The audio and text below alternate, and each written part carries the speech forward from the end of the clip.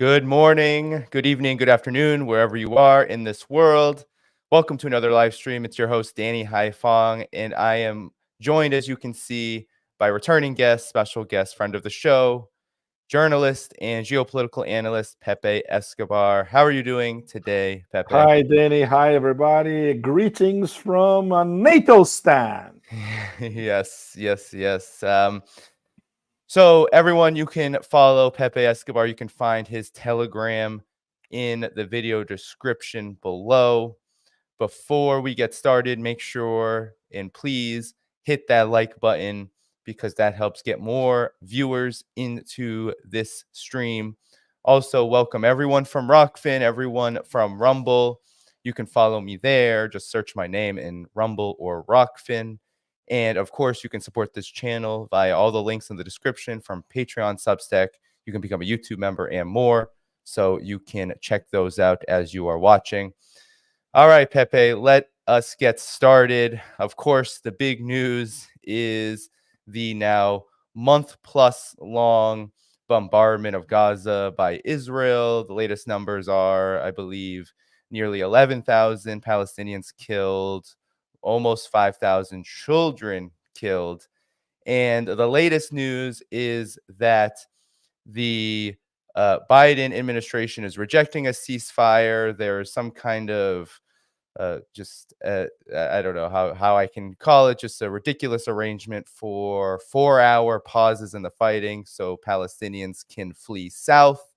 Of course, the south is also being bombarded.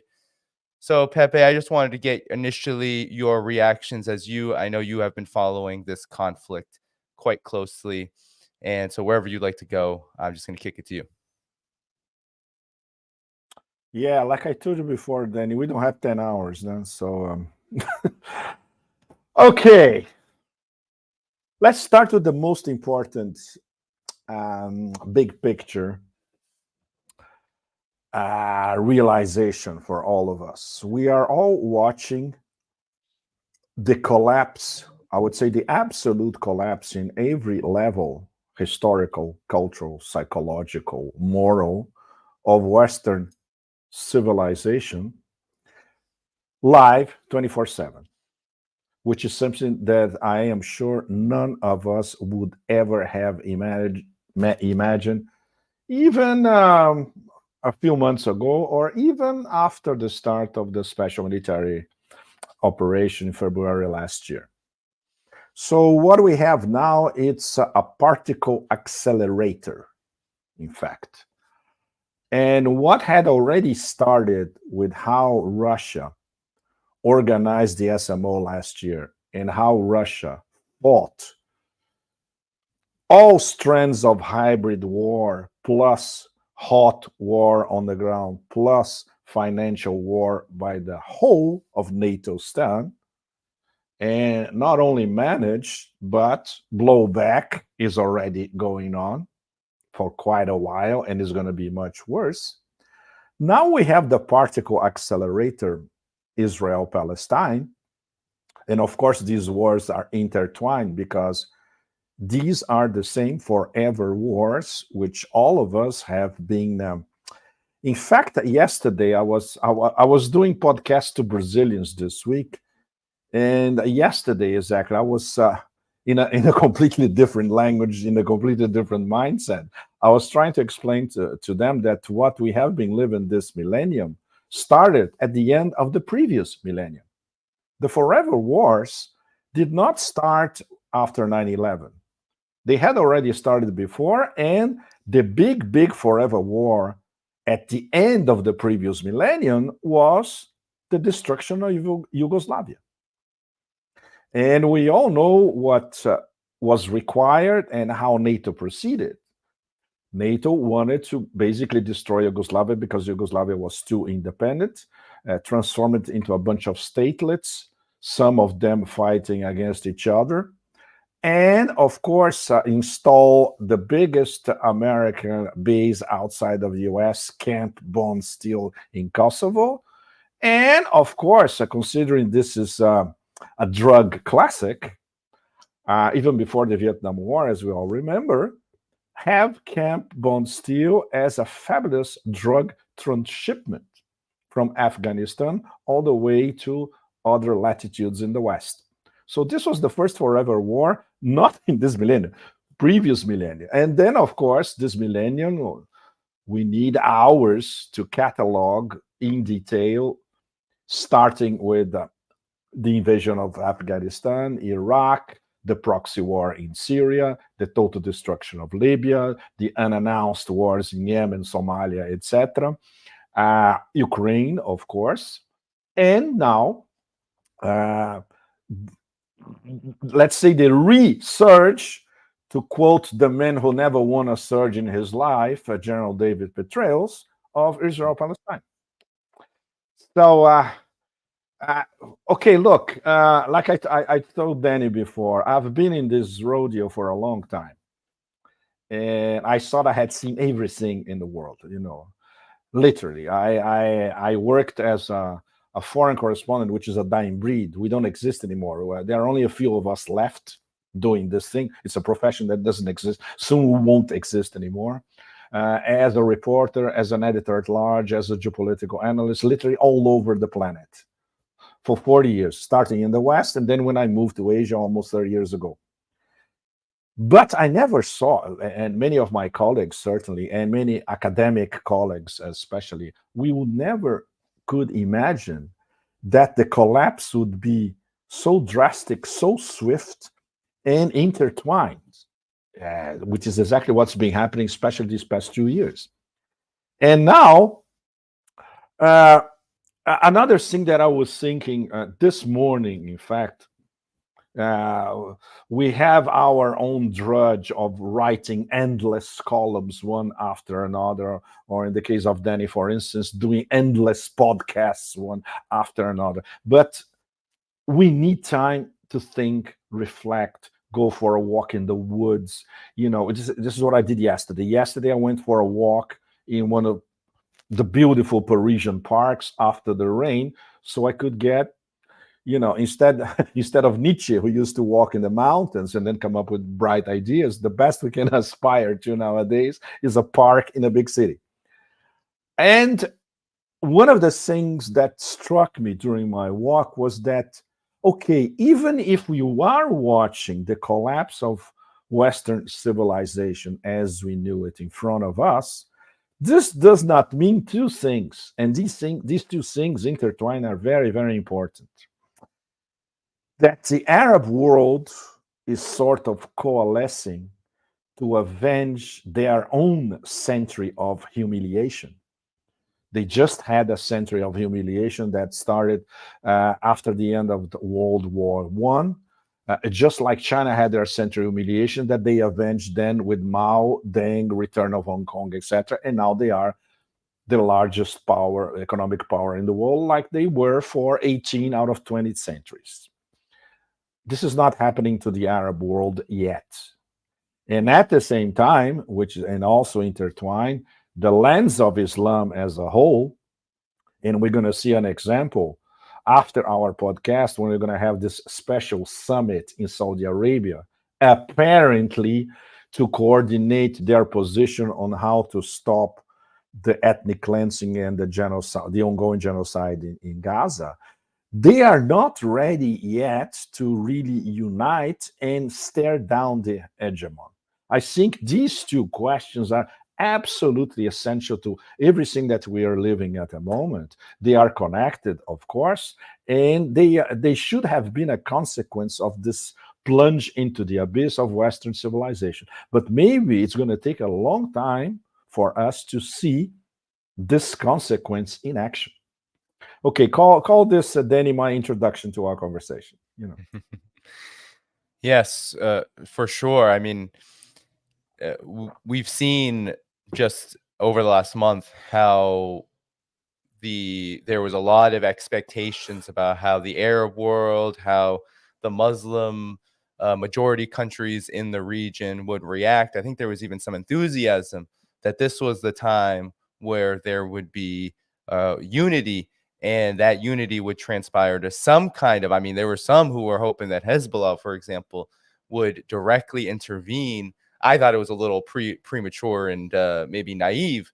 Absolutely. That Nasrallah, Saeed Hassan Nasrallah would, in a speech, announce some kind of direct intervention. That seemed to be just not in the cards. But I wanted to get your reaction to this quote from Netanyahu, because your earlier point about history, about where this started, I think is very interesting, because we're seeing this language that was used, the atrocity propaganda that was used, for example, in the Yugoslav intervention, the NATO intervention in Yugoslavia, and then also the axis of evil rhetoric. Netanyahu said this week that a ceasefire with Hamas means surrender to Hamas, surrender to terror, and the victory of Iran's axis of terror.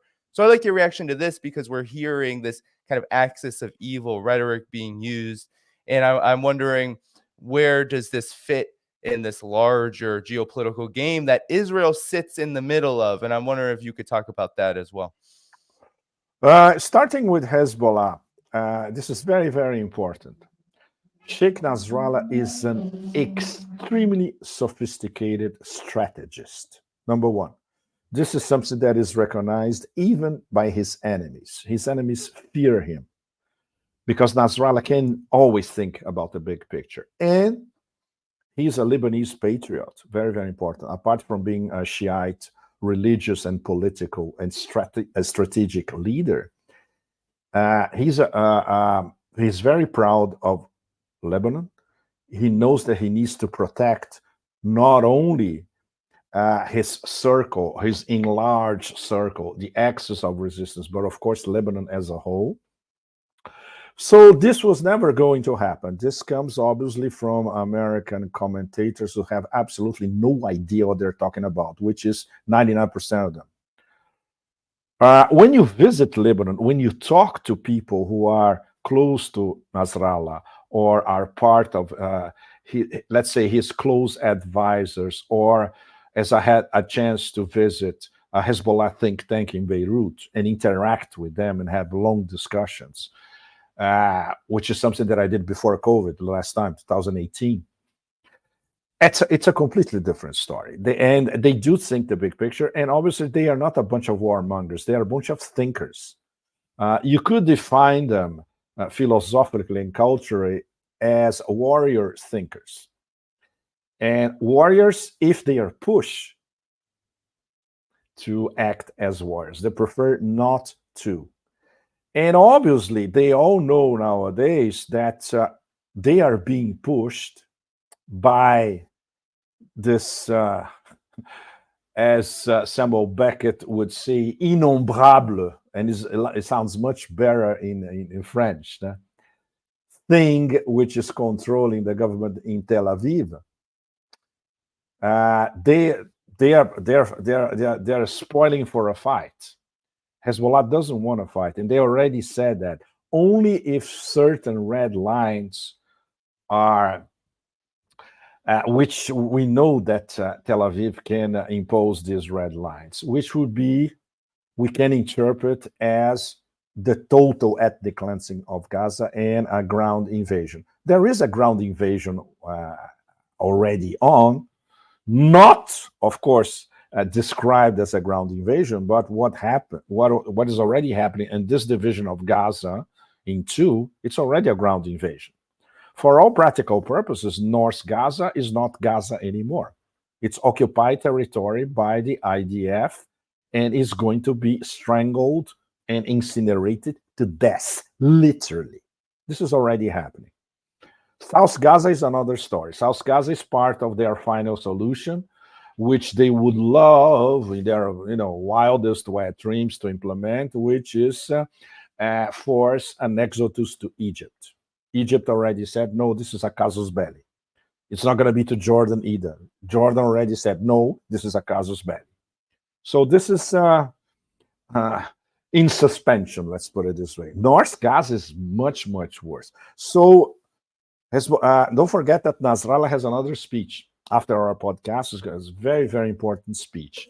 I would say this speech is going to be another, let's say, philosophical reminder of what he said the first time. It's not going to be a warrior speech, by all means. The problem is Lebanon as a whole would pay an enormous price if Hezbollah actually entered this war for good. Everybody knows that, and Nasrallah is the first one to know it. So that's not the point. The point is death by 1,000 cuts.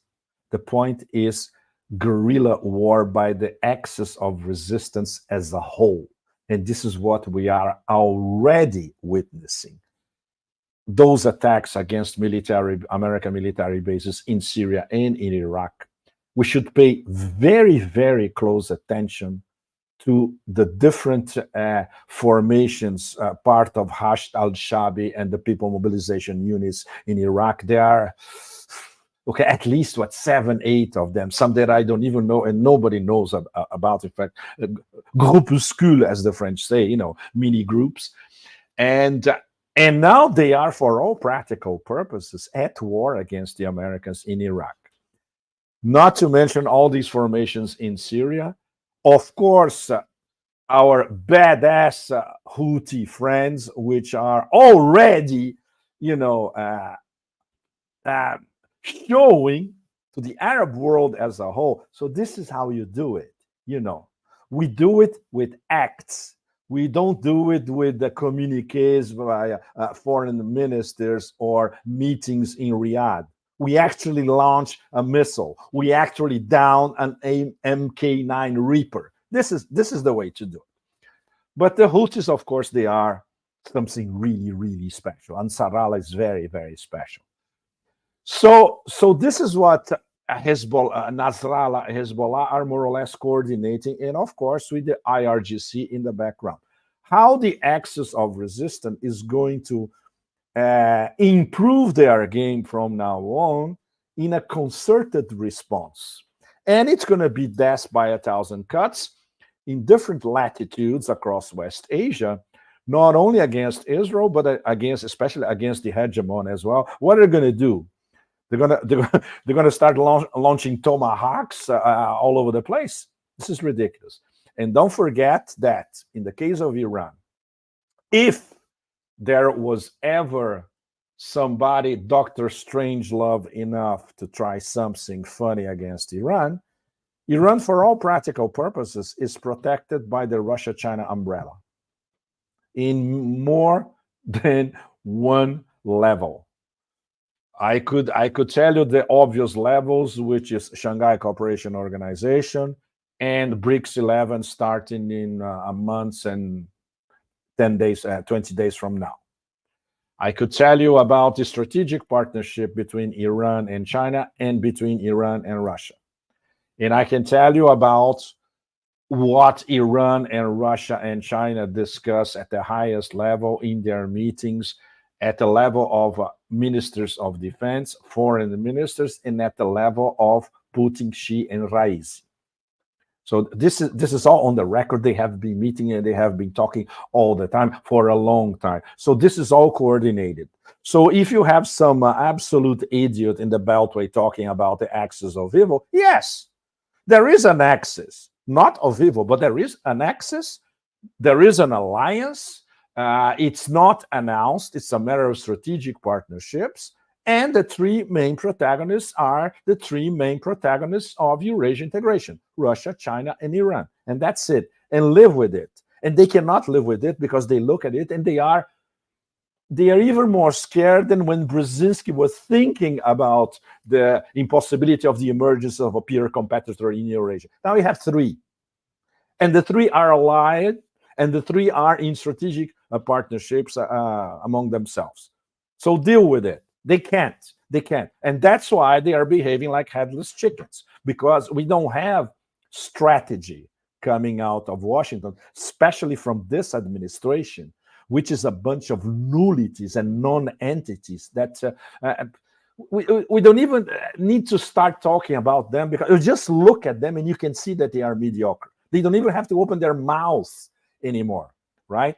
And this is something that not only the global South sees, but people with the IQ over room temperature inside the United States already see it. And we're talking about tens of millions of Americans already see that in front of them, So They don't have they didn't even have a plan A. So how could they have a plan B to deal with this strategic partner, this trio of strategic partnerships, not to mention their umbrella protecting the axis of resistance? So this is where we are at the moment. We have an enormous, gigantic, headless chickened aircraft carrier on one side, and the strategic partnership on the other side, coordinating their actions by the minute. Yeah, I think it's easy to where we're seeing it. I know you're seeing it, Pepe. The just the brutality, right? The genocide, the ethnic cleansing that's happening. It is everywhere.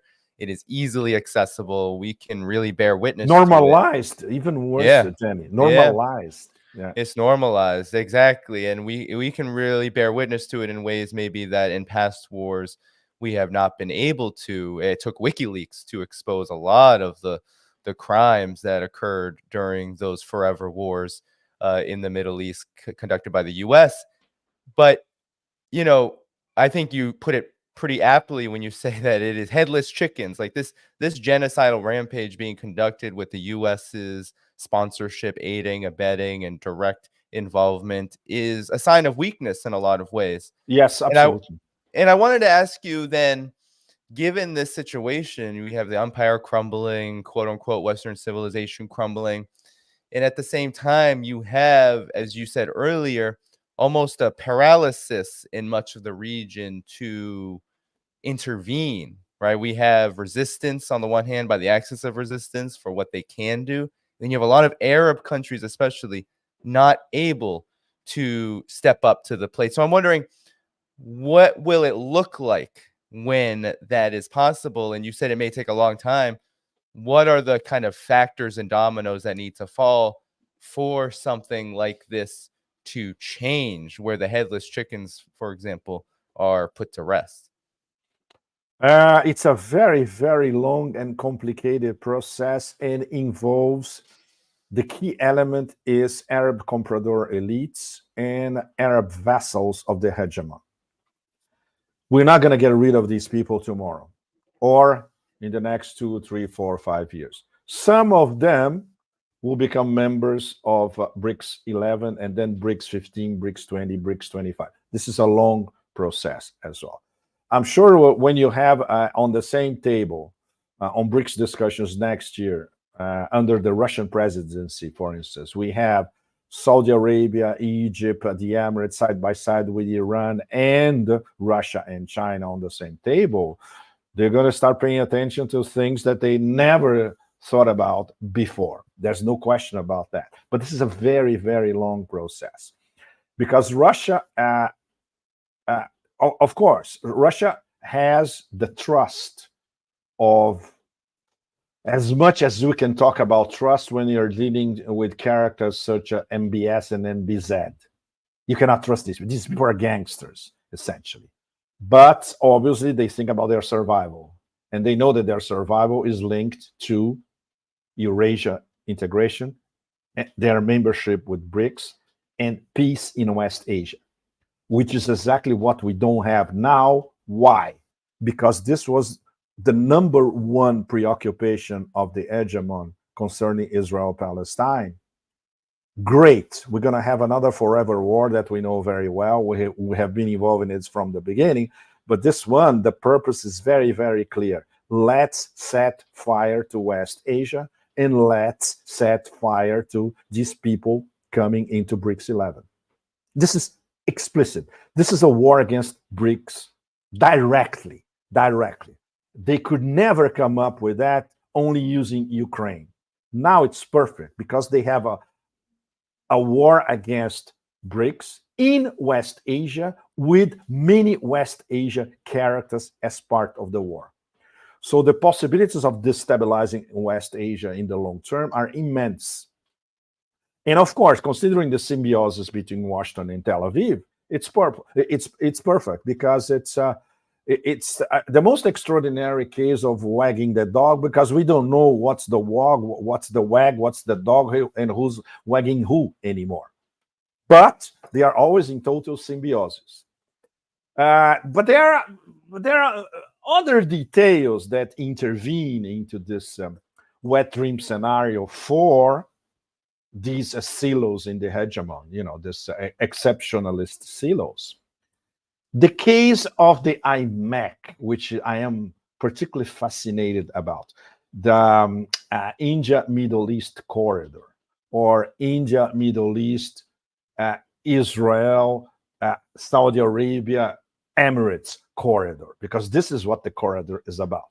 The corridor is basically about normalizing Israel, normalizing relations, commercial relations and connectivity relations between Israel and two BRICS members, Saudi Arabia and the Emirates, transforming Israel into an energy powerhouse, exporting energy to Europe, and connecting all those with India as well, which is part of course, we all know how the Quad has been evolving lately, and now it's becoming something like there's another acronym that these people came up with. Correct me if I'm wrong, Danny. Is it U2I2?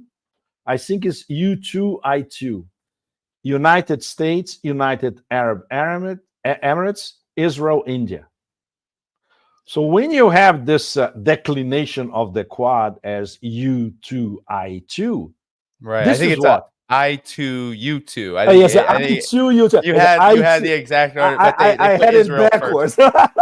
Israel, Exactly. India, the UAE, Exactly. yeah, and the US. Right. I2U2 is a declination of the Quad Right. applied to IMEC, because these are the key nodes of IMEC, which nobody knows if will ever going to be built. This is another one of those stupid planning gambits like they had 2 years ago. That was B2B, B3W, BBB, whatever. Nothing happened with that. Same is going to happen. I wrote a column about this, and nothing's going to happen with IMEC. Nobody's going to invest in an enormous scheme, so-called anti-BRI, the New Silk Roads, where you still have to build ports, you still have to build railways that don't exist. It's completely absurd. Anyway, obviously the Israelis are paying a lot of attention to that, because this will be their salvation in geoeconomic terms. Insert them into this connection between Europe, West Asia, and South Asia, India. The Chinese, of course, are looking at it, and that's the complicated part of the Chinese-Israeli relations. They have good relations.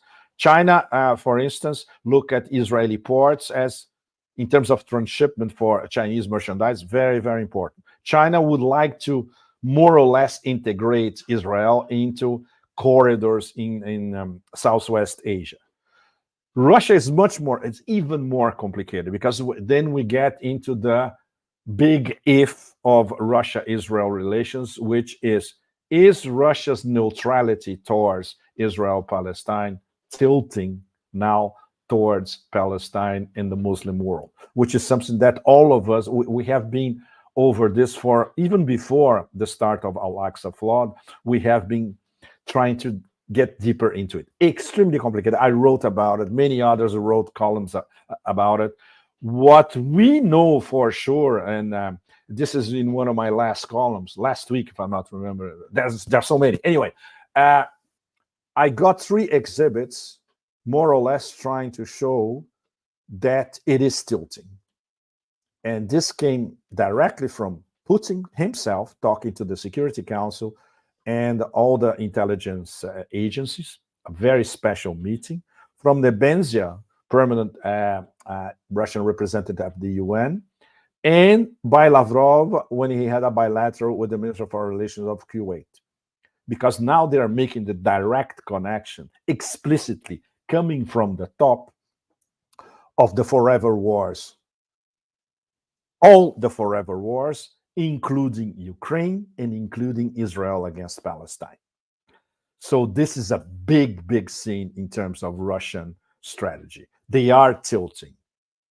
almost imperceptibly, but the signs are already there, you know. And of course, it's very complicated. But we all know the details. Over 1 million Russian speakers living in Israel, double passports, lots of people from the post-Soviet space, Russophones, back and forth, money that goes from Russia to Israel and back, oligarchs, etc. We all know about that.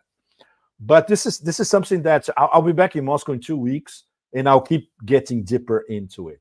And there are new elements in the equation because of what happened this past month, and because of the position of those genocidal maniacs in Tel Aviv as it stands, right? So where were we, by the way? Because I already start tripping. Let's. I already start tripping completely. I think you started going into a topic that I definitely wanted to ask you about, and I actually wanted to pull up the article. I'm wondering if you could maybe get into the details about why Russia is making a pivot to Palestine. I'll pull up the article, and maybe you can go over you gave 3 exhibits as to why this is happening and why it's important. So perhaps you can fill us in on this, because I think this is really important. No one's talking about Russia's position at all, but yet Russia, of course, holds a huge stake in this, given its relations not just with Israel, but the region in general. Essentially, what this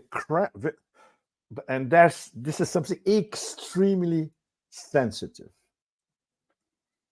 When you look at this meeting, we had Putin talking to all the members of government and the heads of the intel agencies. So we had Narishkin from the SVR, Foreign Intel. We had Bortnikov, head of FSB.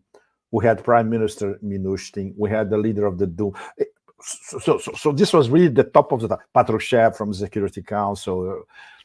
But basically, Putin was telling them, look, our position now is changing.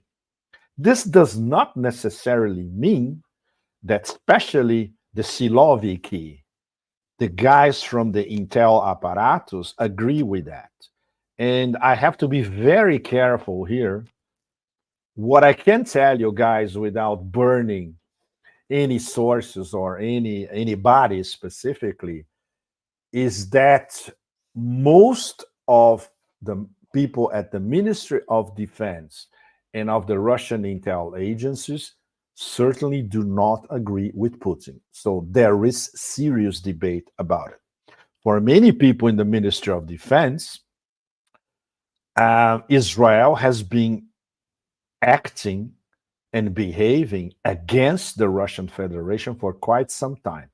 Not only in Syria, where we have those famous agreements between Tel Aviv and Moscow. We're not going to bomb each other's forces. Whenever there is an Israeli raid, there is a phone call telling the Russians, look, we're going to bomb this and this and that and all that. But the more complicated factor is Ukraine, because there is evidence by very well positioned, of course, these don't come out in the open as well. These are more or less in the fog of war, and they are made in the shade, that Israel aided Ukraine weapons-wise and security-wise and surveillance-wise much more than they were telling the Russians they were doing. So this is an extremely sensitive subject, you know. So, and obviously the SVR knows that. Obviously, GRU, Russian military intelligence, they know that. And obviously Bortnikov, who knows everything at the FSB, he knows that. So Putin's figure is, let's say, he's the legalist moderator in all that. It's an extremely complex job, to say the least, you know.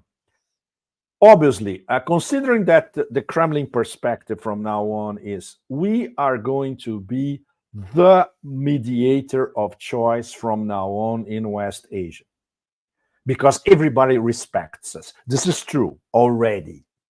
So obviously they cannot antagonize Tel Aviv frontally. But they can't send diplomatic message to Tel Aviv and say, look, we found that you've been doing this in Syria, you'll be doing that in Ukraine. Okay, how do you explain that? And what you're doing in Palestine, we don't even have to tell you because we told at the UN, and our foreign ministry is telling it every day, and everybody knows it. And the whole Arab world and the whole global South agrees with us about what you're doing. Well, considering that, another detail, considering they are dealing with a government that may not last very long, don't forget that. Sooner or later, there will be instances of throwing Netanyahu and those fanatics around him under a gigantic bus. Right. This can happen. There's already some murmuring here and there, just like with the sweaty sweatshirt in Kiev. Now, this process, of course, is much more developed, as we all know. With Netanyahu, considering what's going on and considering what the Americans, what the Democratic Party is going to have to face if this thing goes on, if this horror, unspeakable horror goes on in Palestine, obviously, the Democratic Party as a whole is dead, starting with the already dead man walking, posing as president. But coming back to Russia, Russia is now, along with China, China always, of course, in the background, a more sophisticated, more nuanced position, very, very silent, but at the same time, very forceful in terms of cultivating their geoeconomic ties with East Asia and with the Arab world. They are coordinating how they can more or less prevent this whole apocalyptic scenario in front of us from completely derailing and becoming a real apocalypse. And this means Russian and Chinese diplomatic pressure, even if very, very carefully calibrated, on Tel Aviv.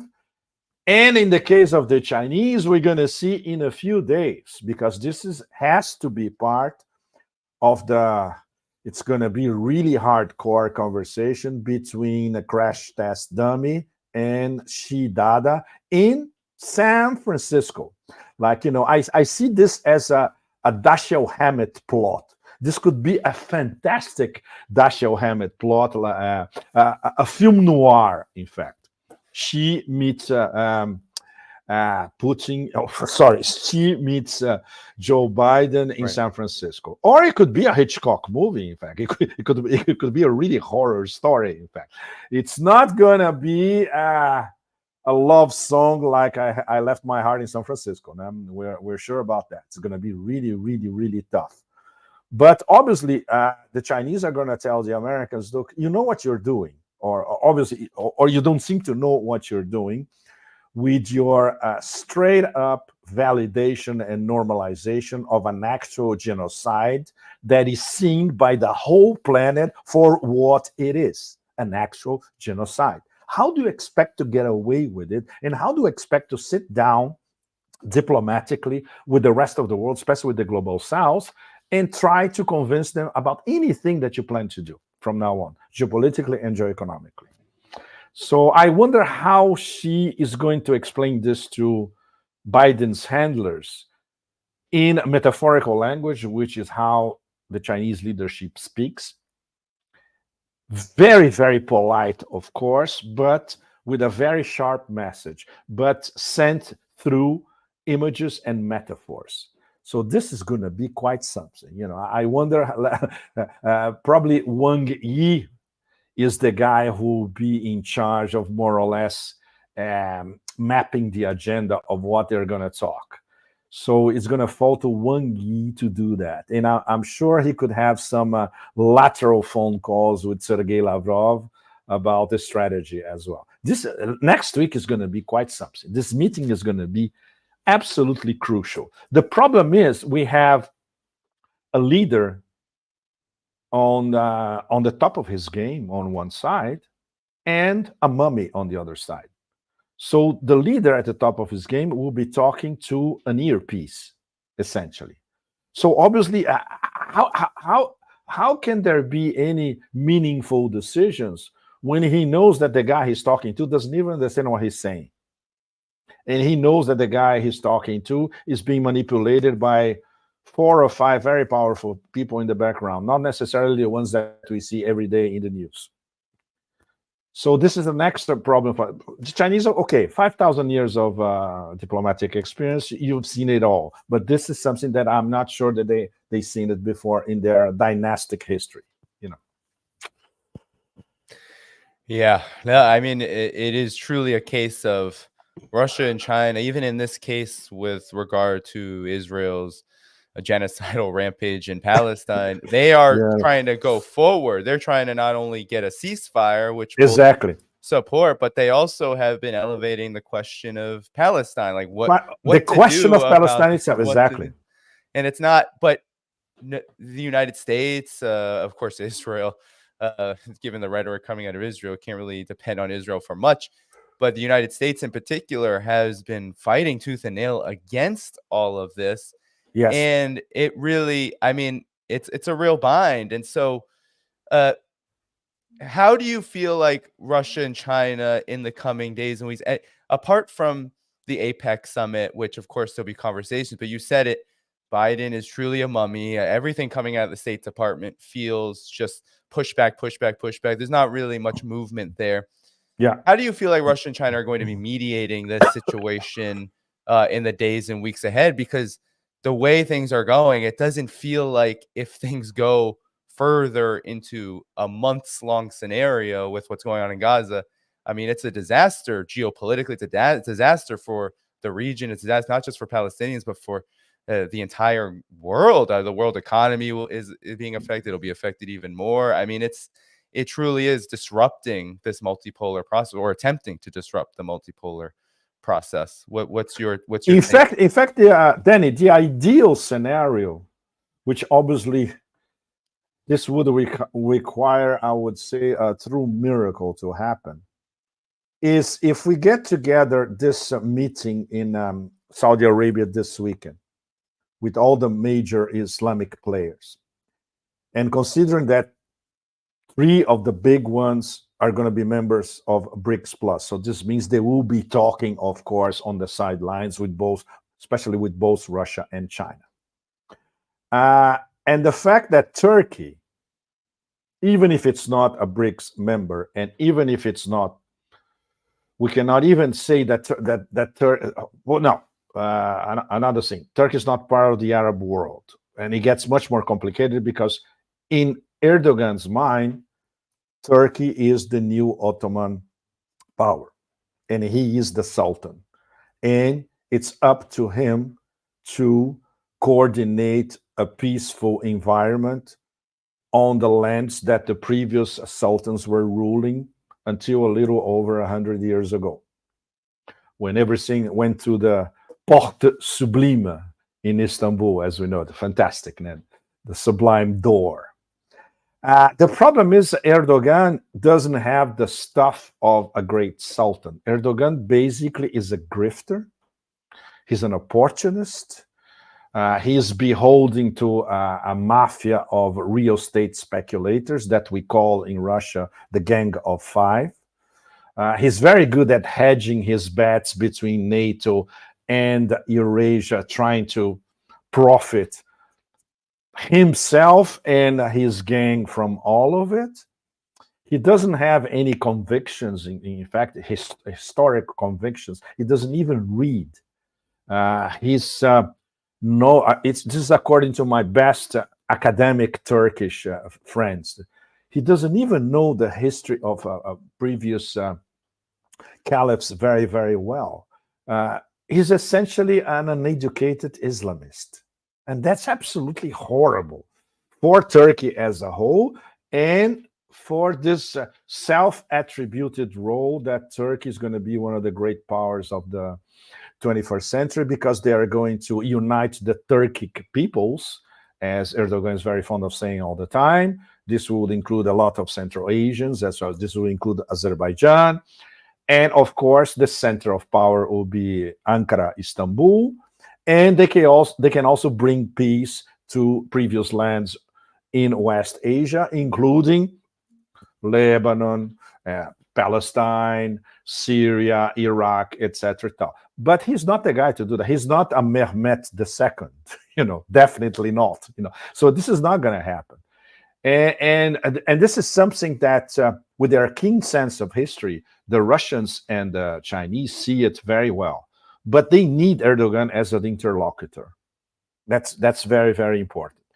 They need Erdogan to finally decide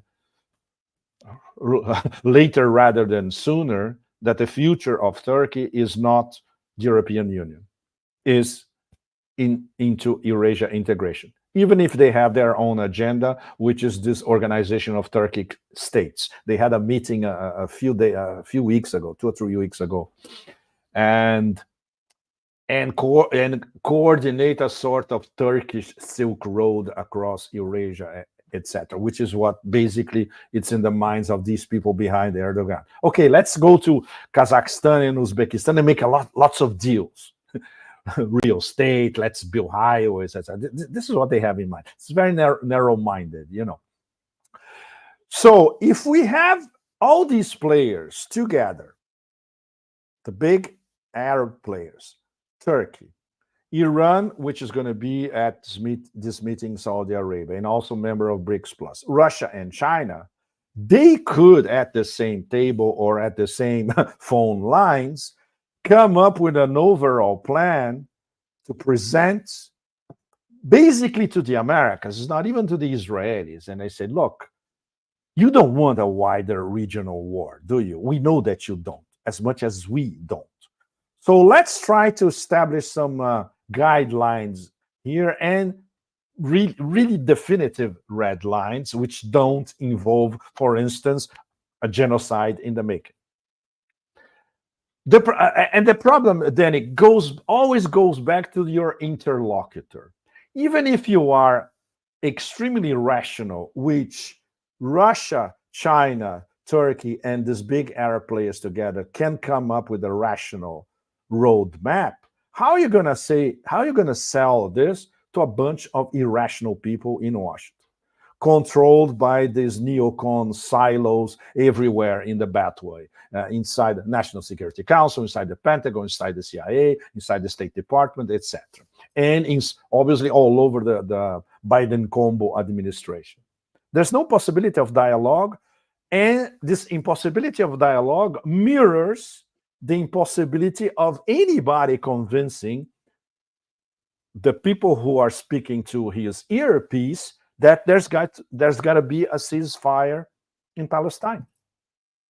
It's the same problem. It's the same problem in different levels, declinated in different levels. But it's the dialogue between a rational part of the planet, which has a game plan, a long-term game plan, which is basically no forever wars, connectivity corridors, and sustainable development for everybody.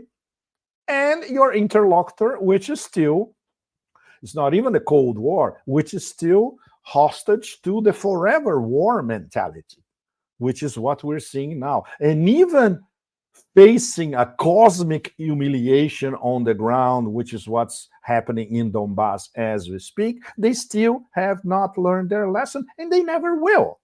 Because this is intrinsic to the way the people who run this show, which I think our better definition would be a transnational oligarchy, which is essentially American, but it's Atlanticist. It's American Atlanticist intertwined that control the levers of power, control the international financial system, control big banks, control big corporations, large fortunes on the East Coast in the US, but also large fortunes around here in Europe. These people who really run the show, from the beginning, the logic for them was Imperial Rome, divide and rule. And if we see that the vassals or the other they are aligning themselves, we set fire to whatever we want, and the whole thing starts all over again. And even if it's peaceful for a while, we can set it set it on fire again, which is what's happening now with Israel-Palestine. What's the there's no categorical imperative, to go philosophical about it, and there's no possibility of dialogue when the other half doesn't want a dialogue. So we live the decline of Western civilization, and this plunge into the abyss is intimately linked to a wall separating the rational side of the planet to the irrational. So how are we going to bridge this gap? I think this is what all of us, our audience, all of us as journalists, analysts, etc., or observers or informed observers all over the world, we are all puzzled by it because we cannot see a way out, really practical and rational about that. There's a lot of speculation about eschatological speculation, which because I am a very, very atheist, and I am very Nietzschean. In fact, I go always beyond good and evil, and I don't see good and evil as philosophical categories. In fact, we have to be rational. We have to go back to the pre-Socratics. We have to go back to knowledge in the beginning, which was rational. There's no scatological explanation to what's going on now, except in the minds of these biblical psychopaths like the ones running the show in Tel Aviv at the moment. And by the way, there was an outstanding piece by Laurent Guyénot, the French guy who writes in English very well, and he's an excellent scholar of Judaism, Zionism, etc. The guy who wrote a book called From Yahweh to Zion, and he published an essay this last week, if I'm not mistaken, talking about Netanyahu's eschatology, that of course it's bits and pieces of the Old Testament that he uses to justify the current genocide. You'll never see that on Western mainstream media. So you have to go to a small website and find a guy who's not even American talking about this. And the good part is a lot of American readers read that and said, wow, that's it. They connect the dots. And it's a very, very good explanation because it's a sort of a trashy eschatology that is being rescued by ministers in the Netanyahu government and Netanyahu himself to justify the absolute horror in front of us in the 21st century. So this once again categorizes many of these interlocutors on the other side as absolutely irrational. So can you imagine the Chinese with a Confucianist, Buddhist, Taoist heritage behind them, trying to have a dialogue with these people? And that includes, of course, the neocons inside the American administration, which think alike. So the neocon eschatology, dimensional eschatology, is the same if you go from Tel Aviv to Virginia. It's the same thing, right? I'm sorry if I was so nihilistic about that. But well, I simply cannot see a way out in terms of a possible finding some sort of accommodation between both sides.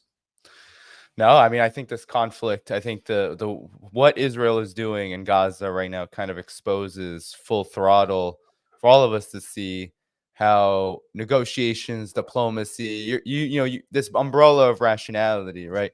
Prioritizing development, peace, cooperation. These things, they don't matter to the people who are pushing this. What matters to the destruction has an end game for them. They feel it is going to, essentially benefit them.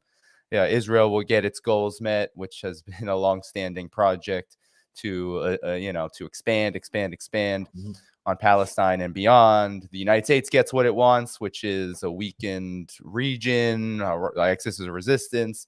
Supposedly is either going to be provoked into weakness, into destruction, or maybe be paralyzed by the situation. And of course, Russia and China, they have their goals, which align with much of the world, including the region itself and including many in Palestine.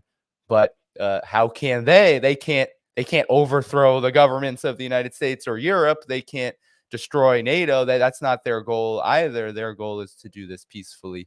And so it does call into question, well, what is to be done? I think what is to be done? Americans, Europeans, those in the so-called collective West have to ask themselves this. But I did now want to transition into Ukraine, because you have just written a short article on Ukraine, and Ukraine has gotten, I think, the spotlight taken away from it, obviously, with what's happening, to Gaza right now.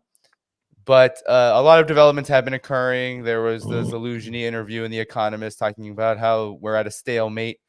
There's going to be no breakthroughs. There have been no breakthroughs. You also just wrote a piece about what's been going on. I'll pull it up in Strategic Culture, where you talk about how Kiev's military is collapsing, but it isn't over yet. And you talk about this leaked report from the Ukrainian armed forces talking about just the utter horror that was the counteroffensive that's now over. But I'm wondering if you could talk about the situation in Ukraine, where things are, why is it still significant to, given what all that's going on in the Middle East, in Gaza right now? I'm getting a fantastic information via leaked documents from the Ukrainian armed forces. This column is the first one. I'm writing a new one today, which is probably going to be out this weekend, talking about the Kharkov front. This one was basically about Zaporozhye front as well. So all over the front lines, the whole thing is collapsing. So these are the facts, and not only the Russians know that, even the Polish military media is talking about it. So, and obviously people in NATO who have a brain, they know about it as well. And obviously, when you read Zaluzhny's interview, basically he's saying we're going to have to fight really hard not to lose more territory. This is the message, in fact. Obviously, the Economist could never redact it like this. But this is essentially was the message. The problem is the sweaty sweatshirt is absolutely terrified because he knows he's already being thrown under the bus. It has already started. When you have the Washington Post talking about it, when you have the New York Times talking about it, when you have a front, a cover story in Time, you're fucked. And he knows it. The thing is how this is going to proceed in the next few months. From one of my Washington sources, in fact, the chatter is it's going to happen within the next 3 months. The thing is they don't know exactly how yet. And yes, Zaluzhny is a serious candidate. So no wonder Zelensky already started let's try to purge a Zaluzhny show. We're already seeing that. Zaluzhny is very popular in Ukraine. So if there was elections, for instance, tomorrow and Zaluzhny would run, he will win it. Everybody knows that. Zelensky's popularity is probably less than 10%. The real popularity.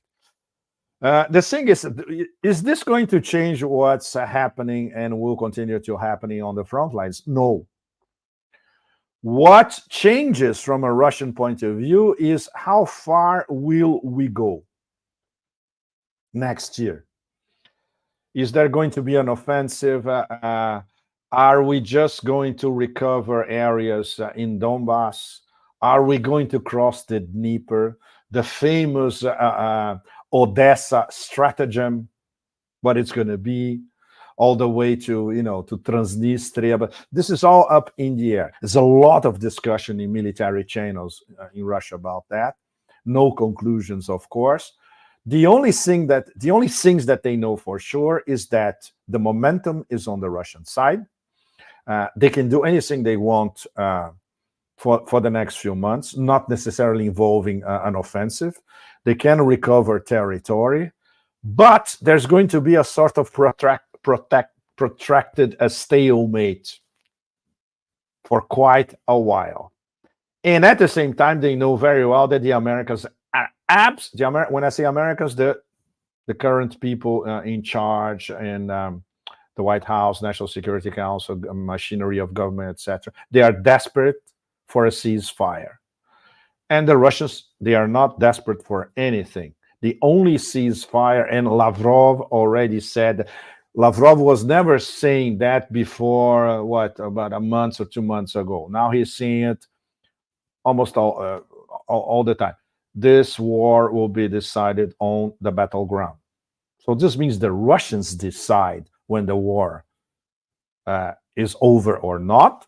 They impose the conditions, and everything involves total Kiev surrender. That's it. There's no ceasefire. If the ceasefire does not work along these lines, there won't be a ceasefire, because the Russians can prolong this thing for years if they want it. They are running a full tilt military economy as we speak, and they are running I would say partially militarized civilian economy as well. They are growing. They have no problems with sanctions. You go to Moscow, like I was in Moscow until a month ago or so, you find everything, the best of the West, you find in Moscow in front of you. So the only thing that they complain, it's very complicated to get a Schengen visa to go to Europe. So what? You pay somebody, and in the end, you get your Schengen visa. And you even have middle-class Russians who live in the Urals or live in Siberia. They come here they have a Schengen visa for 3 months. They go to Spain. They come here to France as well. So it's not a big deal, even for these people who are, I would say, relatively critical of the SMO. And for the majority of the population, they don't even care, because the West, for them, they look at the West and they see literally their opinion now of the West. And I could generalize it to an overwhelming majority of the Russian population as a whole. I'm not talking only urban Russia, big cities. I'm talking Russia as a whole. And it goes all the way to the Far East, goes all the way to the Sakhalin Islands, to give you an idea. They look at the West and say, it's really a bunch of barbarians. And they wanted to do what Napoleon and Hitler wanted to do to us, and now via NATO. And we are prevailing again, obviously, because obviously these assholes in the West never listen to Bismarck. Do anything you want, but don't pick a fight with Russia, which is exactly what they did. So in terms of internal stability of Russian society, no problem. There are serious issues concerning these oligarchs doing back and forth between Russia, and should Russia welcome them back or not? What is the price for them to come back and start living in Russia again and investing in the Russian economy? So this is all up in the air, and of course depends on the relationship between these oligarchs and the Kremlin and the security services, of course. So I think this will be judged on an individual basis, all of them. Like the case of Mikhail Friedman, the head of the Alpha Group, which I'm sure many of you remember the story, recent story, fantastic. He was billionaire, oligarch, exiled in London. He decided to go to Israel, and then Al-Aqsa flood happened, and he was caught in the airport with his Russian passport, boarding a flight to go back to Moscow. It's a fantastic story.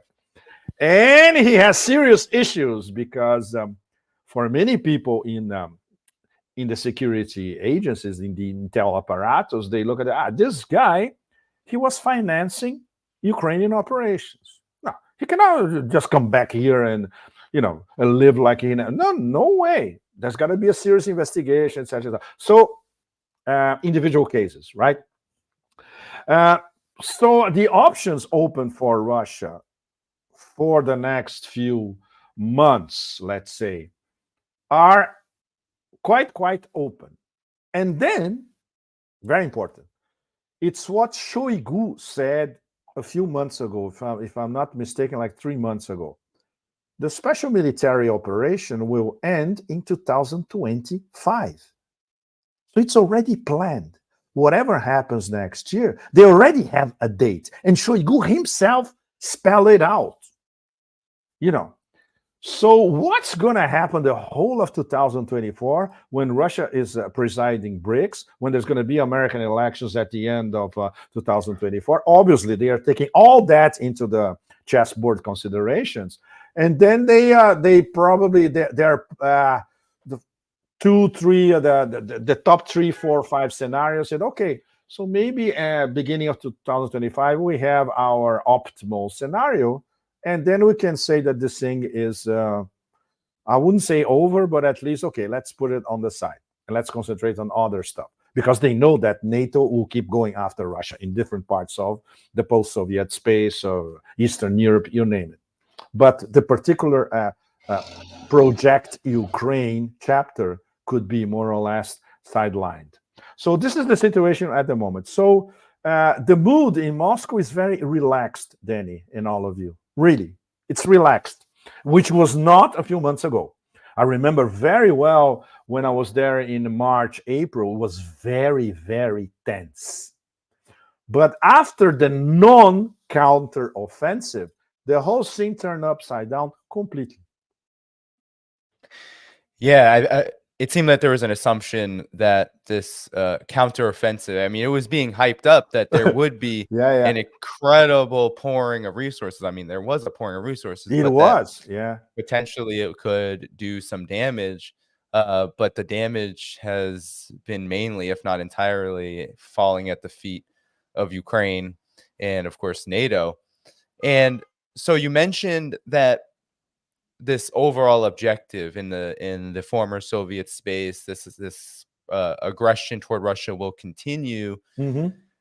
Where exactly could it continue? Because Ukraine, as things start to fade into the background, as we're already witnessing with this particular project, as I've said in other streams and conversations, the objective against Russia that NATO, the United States at the lead has, is not going to fade into the background. Of course not. So I'm wondering what your thoughts are about where things might go next. They have so many options, Danny. They are already considering how to militarize the Baltics. And the Russian response was fantastic. Oh, yeah? You're going to do it? Okay. So we are going to militarize the Baltics. I know it's childish, but these people think like kids playing in their sandboxes. And the Russians have to respond them in a very blunt way, always. No? Azerbaijan, for instance, Armenia, they can try something with Armenia, but Armenia is too small, too weak, and it's not going to influence substantially anything inside Russia. Well, what's going to happen? Armenia is going to exit the Eurasian Economic Union, for instance. It's a small economy. It doesn't make any difference. And Armenian businessmen will never allow that. There are a lot of Armenian businessmen doing excellent deals with Russia, back and forth. They won't allow any government to expel them from basically a free trade zone. Okay, Central Asia is very complicated. I'm going to Kazakhstan next month. Among other reasons, I want to dig deeper into the extrememely complicated Kazakh-Russian relationship in the Tokayev era. You know, I'm sure many of you saw that Putin went to Astana this week, meeting with Tokayev. They signed a lot of deals, etc. He said that Putin said that the relationship is evolving comfortably, his own words, but this is not the true story. It's very complicated. And for instance, there are a lot of Kazakh interests in Russia. There are a lot of business between Kazakh businessmen and Russia during sanctions. The Kazakhs are terrified. When I mean the Kazakhs, the government in Astana is terrified of secondary sanctions. So they apply restrictions and sanctions to a lot of products that transit through Kazakhstan and then end up in Russia. Not all of them, but a substantial amount. And obviously the Russians look at that and said, oh, look, what the hell? You're part of the Eurasia Economic Union. You're part of the Belt and Road. You're part of the Greater Eurasia Partnership. We're going to put you into BRICS next year, and you treat us like this? So this is very, very tricky as well. So I hope I'll have some more deep insights over there. I'm going to Astana and Almaty next month after Russia. So this will be fascinating. So I have to keep going back to Central Asia at least twice, 3 times a year, because it's crucial for the development not only of Eurasian integration, but to identify where the Americans are going to attack next, because they will. Everybody knows they will. When I was in Uzbekistan, I didn't see any opening for them in Uzbekistan. There are a lot of American businesses in Uzbekistan, of course, but it's I don't see any possibility of installing a sort of color revolution in Uzbekistan. Kazakhstan is more complicated, and because depending on how you manipulate, you navigate the forces in Astana, the different factions in Astana, and lots of Western interests, especially in the oil and gas business, you have the possibility of having a government that is going to be leaning your way. And the Americans won't give up. We know that. And Kyrgyzstan, of course, enormous problem. It's smaller. There's the Fergana Valley, which they can always cultivate what they did during the war on terror years, cells that can destabilize later the neighbors or Kyrgyzstan itself. So Central Asia, we have to be focused on it, full time. Yeah, how quickly it was forgotten that a month before the special military operation launched. Yes. A month and a half, Kazakhstan was the target of. You remember the coup in January? The coup was in January, exactly. Mm-hmm. 1 month before the SMO, exactly. 1 month. Yeah. And Russia, of course, stepped in with the, the they security. saved Tokayev, Danny. The Russians were there in less than 48 hours. They saved the Kazakh government. It was over very fast, and, exactly. and mostly everyone forgot. Yes.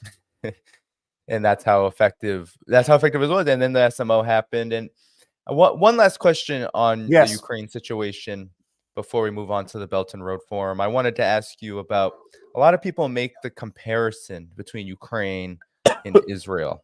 A lot of people, especially now that Israel is conducting this bombardment. You've had Zelensky even compare Ukraine. He compared it, right? He said that Ukraine is going to be the new Israel. As the new Israel of Europe, essentially. Could you give me your thoughts on this comparison and whether it's significant or not, how we should all be viewing this? Because, Colombia has often been viewed as like the Israel of Latin America, for example. Is there some basis to this? And what does it mean because for geopolitics? No, in the case of Colombia, forget it. Colombia is a South American swinging country. It's they mock gringos all the time, especially Americans. This could never become an Israel in South America. South America is and there are many South Americans. And even if the history of colonization was more or less the same everywhere, but the national peculiarities are endlessly fascinating, starting with the accents, starting with their view of life, starting of how playful they are vis-a-vis life, starting with different levels of sense of humor, which is something that you find in Colombia a lot. It's not by accident that they have a guy like Garcia Marquez as one of their best writers. Garcia Marquez was a genius, not only in historical terms, in terms of writing, but he had a fantastic sense, a fabulous sense of humor, which is something that the Chileans, for instance, don't have it. It's just something that the sense of humor in Argentina is completely different. They have it, but it's completely different. Not to mention Cuba. Cuba is fantastic. And Cuba has been, they fought the big guy all these years, and they still prevail. So, there's the element of national pride as well, which is fantastic as well. So this any ideology from the global north from the so-called Holy Land will never, never flourish in South America. Ukraine is different because the Ukraine, you have to get into the Khazar Empire, which are several levels of understanding that they are the precursors of what's happening now with Zionism, and in many aspects they are not as well.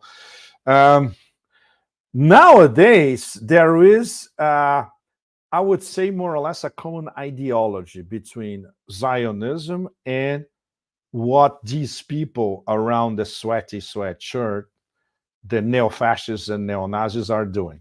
So it's an equation of Ukrainian neo-Nazism and Zionism. And there's no question about that. But the historical roots of all that is much more complicated. And then we will need a long academic discussion about the Khazar Empire, which is not as clear-cut as many people think. They are all Khazars. No, it's much more complicated. And because it involves miscegenation of different empires in Central Asia and between the Caspian and the Black Sea and all. That's an extremely complex, fascinating field of study, but extremely complex. But nowadays, yes. So when you have the sweaty sweatshirt himself saying that this is the new Israel, I think he killed it with one formulation, considering the way they think in Tel Aviv and in Kiev. But this is only applied to the moment we are living.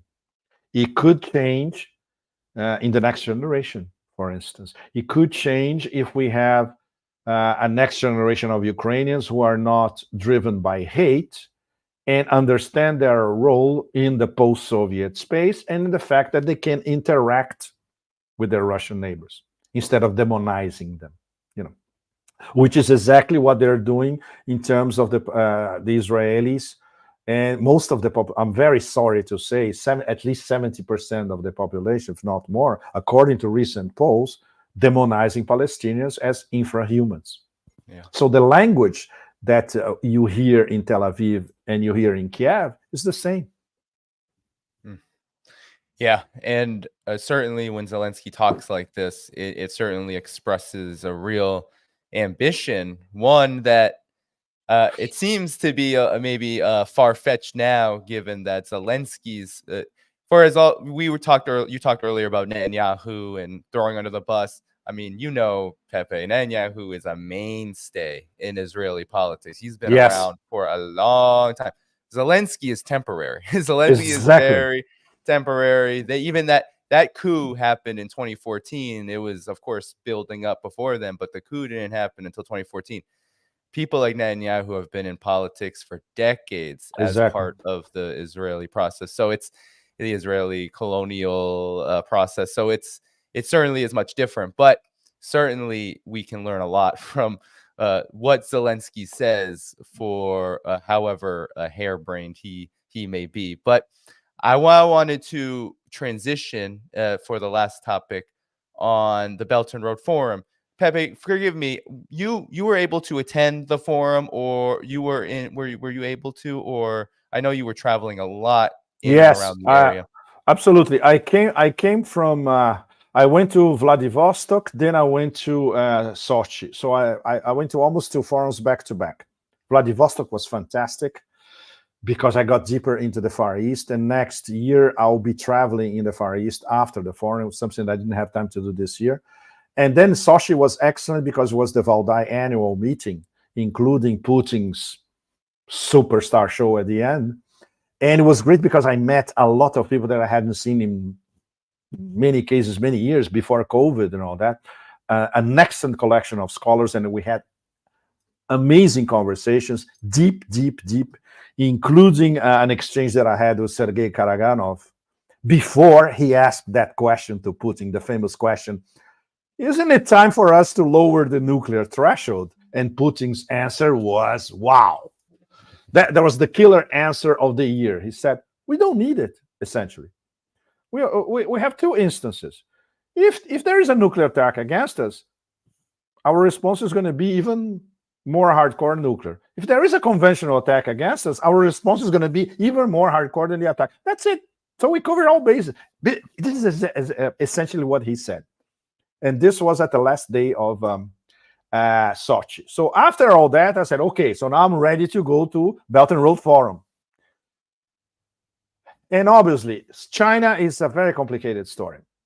They had closed the accreditations 2 months before, something like that. So I could not even get an accreditation to go to Belt and Road in Beijing. I said, okay, so what I'm going to do, I'll go to Beijing and I'll talk to people on the sidelines, or no, I can do this from here.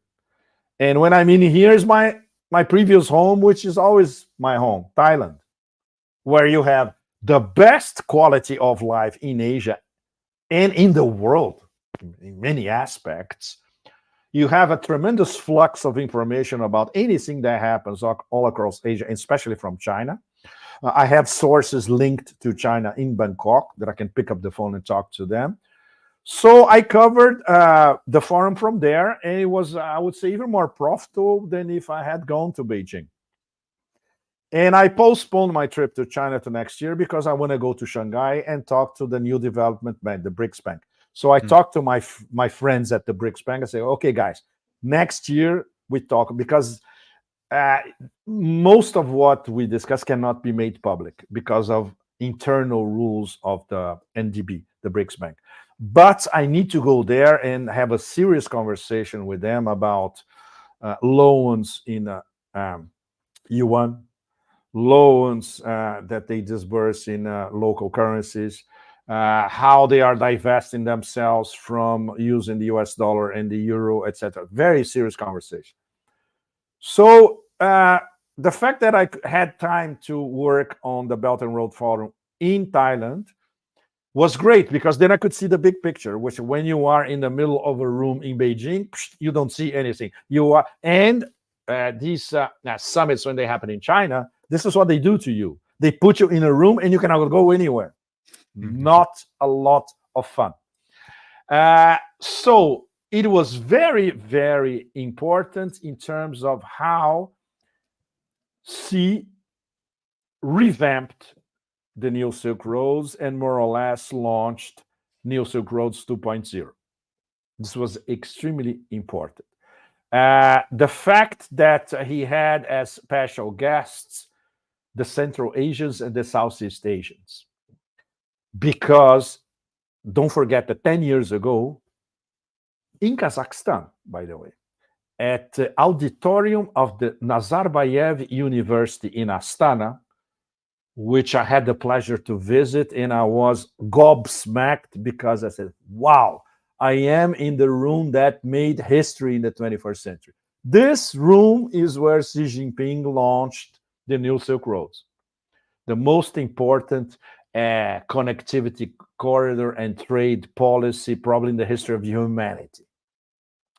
So the guests of honor at the BRI forum in Beijing were the presidents of Kazakhstan and Uzbekistan and the president of Indonesia, because the Maritime Silk Road was launched 1 month later in Jakarta. So this is total Chinese.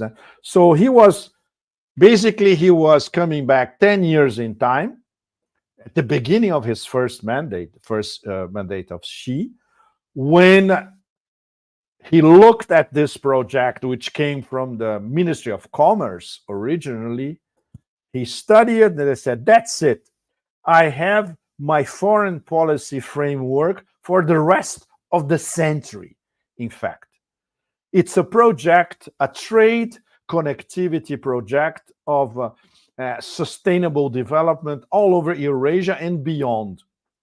And this is, which is something that practically nobody in the West understands. This is the overwhelming framework of Chinese foreign policy for the past 10 years and for the next 30, 40, 50, or even more. So this 10th anniversary was very important to put that in place.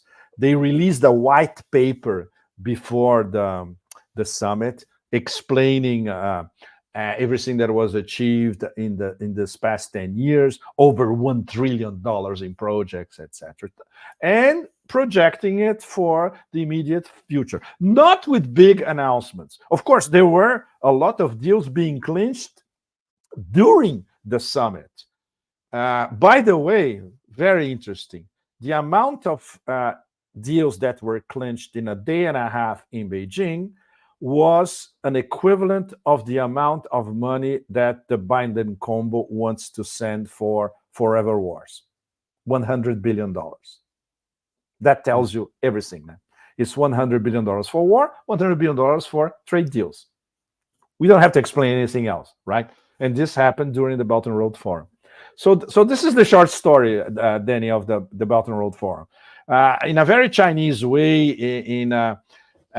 with the choreography was absolutely extraordinary, and the guest of honor was quite something, was Mr. Putin himself. And very, very important, because this signified not only to the whole the number of participants of Belt and Road, which is what, 130, 140, 150 countries and institutions, most of the planet, but to the whole global south, that Russia and China are together as partners in the Belt and Road, and something that was said both by Putin and Xi in their speeches, the interconnection between the Eurasia Economic Union, which is a Russian-driven project, and the Belt and Road, which is a Chinese-driven project. So this means essentially comes back to the conversation that I had in Sochi with Karaganov, which was one of the guys who actually came up with the official Russian policy today, which is called Greater Eurasia Partnership. The guy who basically wrote the final text was Karaganov, and they presented it to Putin. Putin said, okay, that's it. This is my foreign policy concept for the next few years and decades. And at the Belt and Road Forum in Beijing, we saw these two policies converging, and the leaders of both of the strategic partnership, Putin and Xi, saying, that's it, we're going to work together, and our projects are going to interact, intertwine, we're going to divide between ourselves. But we're both going, the roadmap for both of us is the same, and it's the roadmap for Eurasia as a whole, for Afro-Eurasia, very important, and for the rest of the global south, including Latin America. So it was really, really, really big. Very, really big. Very, very important. And I'm sure none of that was discussed in American media. I didn't bother to even try to find it, but I'm sure none of that was discussed. But in Europe, here, no, nothing. Absolutely nothing.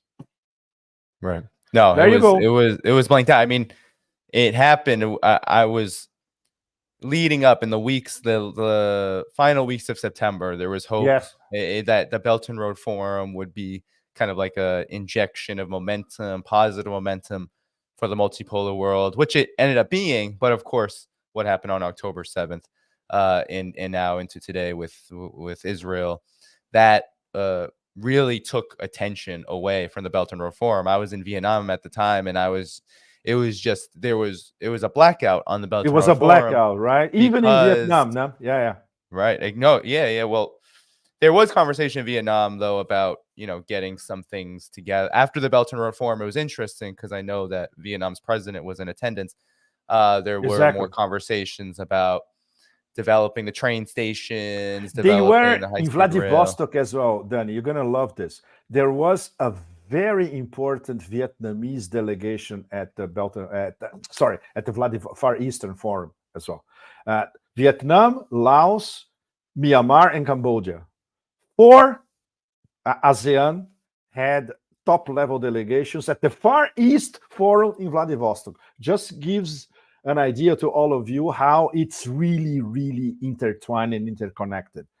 The development process all over Asia is completely interconnected.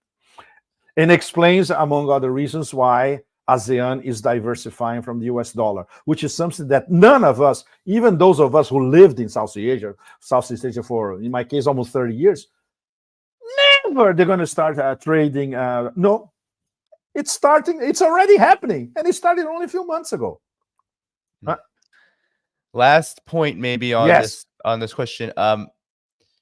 Could Yes. you mentioned the Eurasian Economic Union, Russia and China, that the term synergy Yes. was used a lot Total during the synergy. Belton. Absolutely. Could you talk about how and what, like what and why, like what are these details and why is it incorrect for, because the collective West, what they say about the Eurasian Economic Union and the Belt and Road Initiative, they say they clash, there's competition, there's tensions, there's issues. Why this? I mean, the symbolism of Putin and Xi Jinping coming out at the opening ceremony together in front. I don't know if you caught that. I'm sure you did, Pepe. But for those who didn't, that was incredible symbolism there, meaningful symbolism. No, it was great because they when they opened the doors was fantastic, Danny. When they opened the doors, Xi was the first one, and Putin was side by side with him. Yep. And right behind, you had Uzbekistan, Kazakhstan, and Indonesia. So it shows that, okay, this is it. Okay, the Belt and Road Initiative, it's us, essentially. So is there anything to this tension story? I mean, I'm curious about your thoughts. Of course, there are problems. This is something I discuss in Moscow a lot with the people from the Eurasian Economic Union.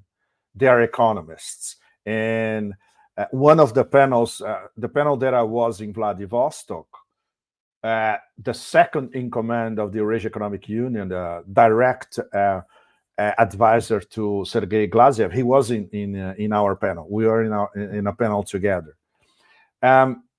They tell me about harmonizing duties, custom duties, trade in their local currencies. Of course, they are, but they are getting together, and they are harmonizing legislation for all the countries involved in the Eurasian Economic Union and the countries who make trade deals with the Eurasian Economic Union. Why Vietnam is important?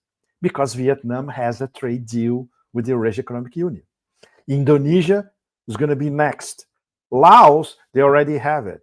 So soon they're going to have Thailand as well. So soon they're going to have trade deals with almost everybody, probably except Singapore, because Singapore, as if we talk in aircraft carrier language, Singapore is an American aircraft carrier near the Strait of Malacca. So obviously they are always looking west, although they have to look at least at China. Sometimes not much at ASEAN, but at China. Most of their top businessmen in Singapore, they are all Cantonese, all of them, and some Teochew. So obviously but in terms of the Eurasian Economic Union spreading their wings, I'm sure they can have free trade deals soon with Latin American countries. Very, very important. They're already talking to Cuba. So Cuba is almost a done deal. And with Africa, of course, because this is part of the closer integration of the practically 90% of Africa and Russia. You have these meetings in Moscow where everybody from Africa goes and they want to do deals, and Russian soft power in Africa is enormous. In many cases, even more substantial than China's. So they're not worried on this front again, which is I never cease to be amazed. Every time that you go to Moscow and you start looking deeper into serious problems, a few weeks later, a few months later, or maybe a year later, they disappear because they turn it around and they always find another angle, and they incorporate, or they plug a hole in a negotiation here and there, or, which is their specialty, they are always negotiating in the shade, and then something very, very big happens. For instance, which most people in the West don't know, the Saudi Arabia-Iran deal signed in China, theoretically brokered by China, who started the whole thing? The Russians. I think we discussed this in one of our previous podcasts. It started with the Russians talking separately with the Iranians and the Saudis via Iraq, via Oman, and then they put both together on the same table in Moscow, Iranians and Saudis, and then the ball goes to the other side, and the Chinese clinch the whole story. This is how high-level diplomacy is made, which is an art that unfortunately is extinguished in Washington. Unfortunately, there were excellent diplomats in the recent history of the United States. No question about that. They are all marginalized. Some of them, in fact, that remain in the State Department, they are rebelling. There is a mutiny inside the State Department. Yeah. And others became whistleblowers or retired in disgust. You name it, unfortunately. Mm-hmm. Pepe, if I could squeeze just 2 questions from Patreon members out of you. Patreon members. Okay, guys. Okay, hit it. It will be not too long, but there are a couple of good questions. So I cannot pronounce this Patreon member's name, Patreon name. I love that. It's like Malvase. I'll just say Malvase. Sorry to butcher it. But they asked, given the progression and unfolding and unfurling of the multipolar world, will this foundation allow for eventual global giving way of poles entirely with nations heterogenized and empowered enough to be a steady state of multinationalism as advocated by Cuba? I'm wondering if you can wrap your head around that. That's a very good question, because it goes to the heart of the concept of sovereignty. And this is something that the Russians and the Chinese and the Iranians, for that matter, are always emphasizing. If you have a collection of sovereign states in multilateral organizations, example, a Shanghai Cooperation Organization, BRICS 11, soon BRICS 10, 15, 25, whatever. Obviously, everybody sits at the same table. You're all sovereigns. It's equanimous. You have equal voting rights. And of course, the discussion is level-headed. We don't have that for the moment. That's the problem. And this is something that I would say that the Russians, the Chinese, and the Iranians especially are going to be fighting very, very hard to happen inside the expanded BRICS. It's something that the Russians try very hard inside the Eurasia Economic Union. It's something that in Shanghai Cooperation Organization is much more complicated, because we have basically 2 extremely antagonic states, India and Pakistan, who simply cannot agree on practically anything, plus Indian suspicion of China. And especially now, it's not only Modi, it's the Hindutva mentality, which is profoundly anti-Muslim, which is something that, okay, we're going to need all the powers of persuasion of the Russian Ministry of Foreign Affairs to convince the Indians that this goes against their own interests. So that's the problem. And so you cannot say that India is a totally sovereign country. No way. They're still hedging their bets. They love the Indian establishment loves the idea of being, the white man's pet. Unfortunately, I mean, look at how they've positioned themselves on Israel. I mean, it's been people are floored by the fact that you cannot have, for instance, a pro-Palestinian demonstration in Kashmir, just an example. And they're going to send 90,000, if not 100,000, very cheap workers to Israel because Israel didn't renew the permits for workers from the West Bank. This is it is appalling. Right. What kind of sovereignty? What kind of foreign policy is that? And this goes viscerally against the position of all BRICS members in terms of the current genocide. It's unmistakable coming from the other four at the moment. And even coming from the others which are not members of BRICS yet. And India is behaving like this. And I should not say India. I should say the Hindutva fanatics behind the Modi government, and to a certain extent, Modi himself, because he has serious problems with Islam. Serious. So, yeah, and it reminds me of, I had a Patreon member even message me saying, hey, did you know that not only, you mentioned the Indian workers being sent to Israel, yes. They were like, oh, there are workers all over the world from compliant countries, including Filipino workers who are sent to Israel to make up for that lost labor that, of course, gets destabilized when you do things like Israel does every so often. But last question then, Pepe. There was one last. This has to do with Israel-Palestine. We're going back to the initial topic, but Sasan asked, what can Russia and China do now for Palestine that is practical? Not talking about all-out war, and why are they not doing this if they are not? So, well, I try to more or less give you all the framework of how Russia and China are acting diplomatically in the background. Russia trying to position itself as the mediator of choice. This is their priority. The problem, once again, comes back to our discussion a few minutes ago about the irrationality of Western players, and in this case, Israeli players.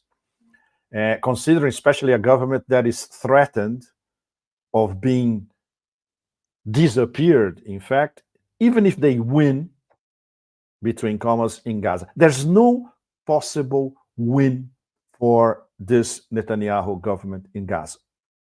If they exterminate Gaza, the global South, metaphorically, will exterminate Israel for the foreseeable future. We're not going to deal with these maniacs anymore.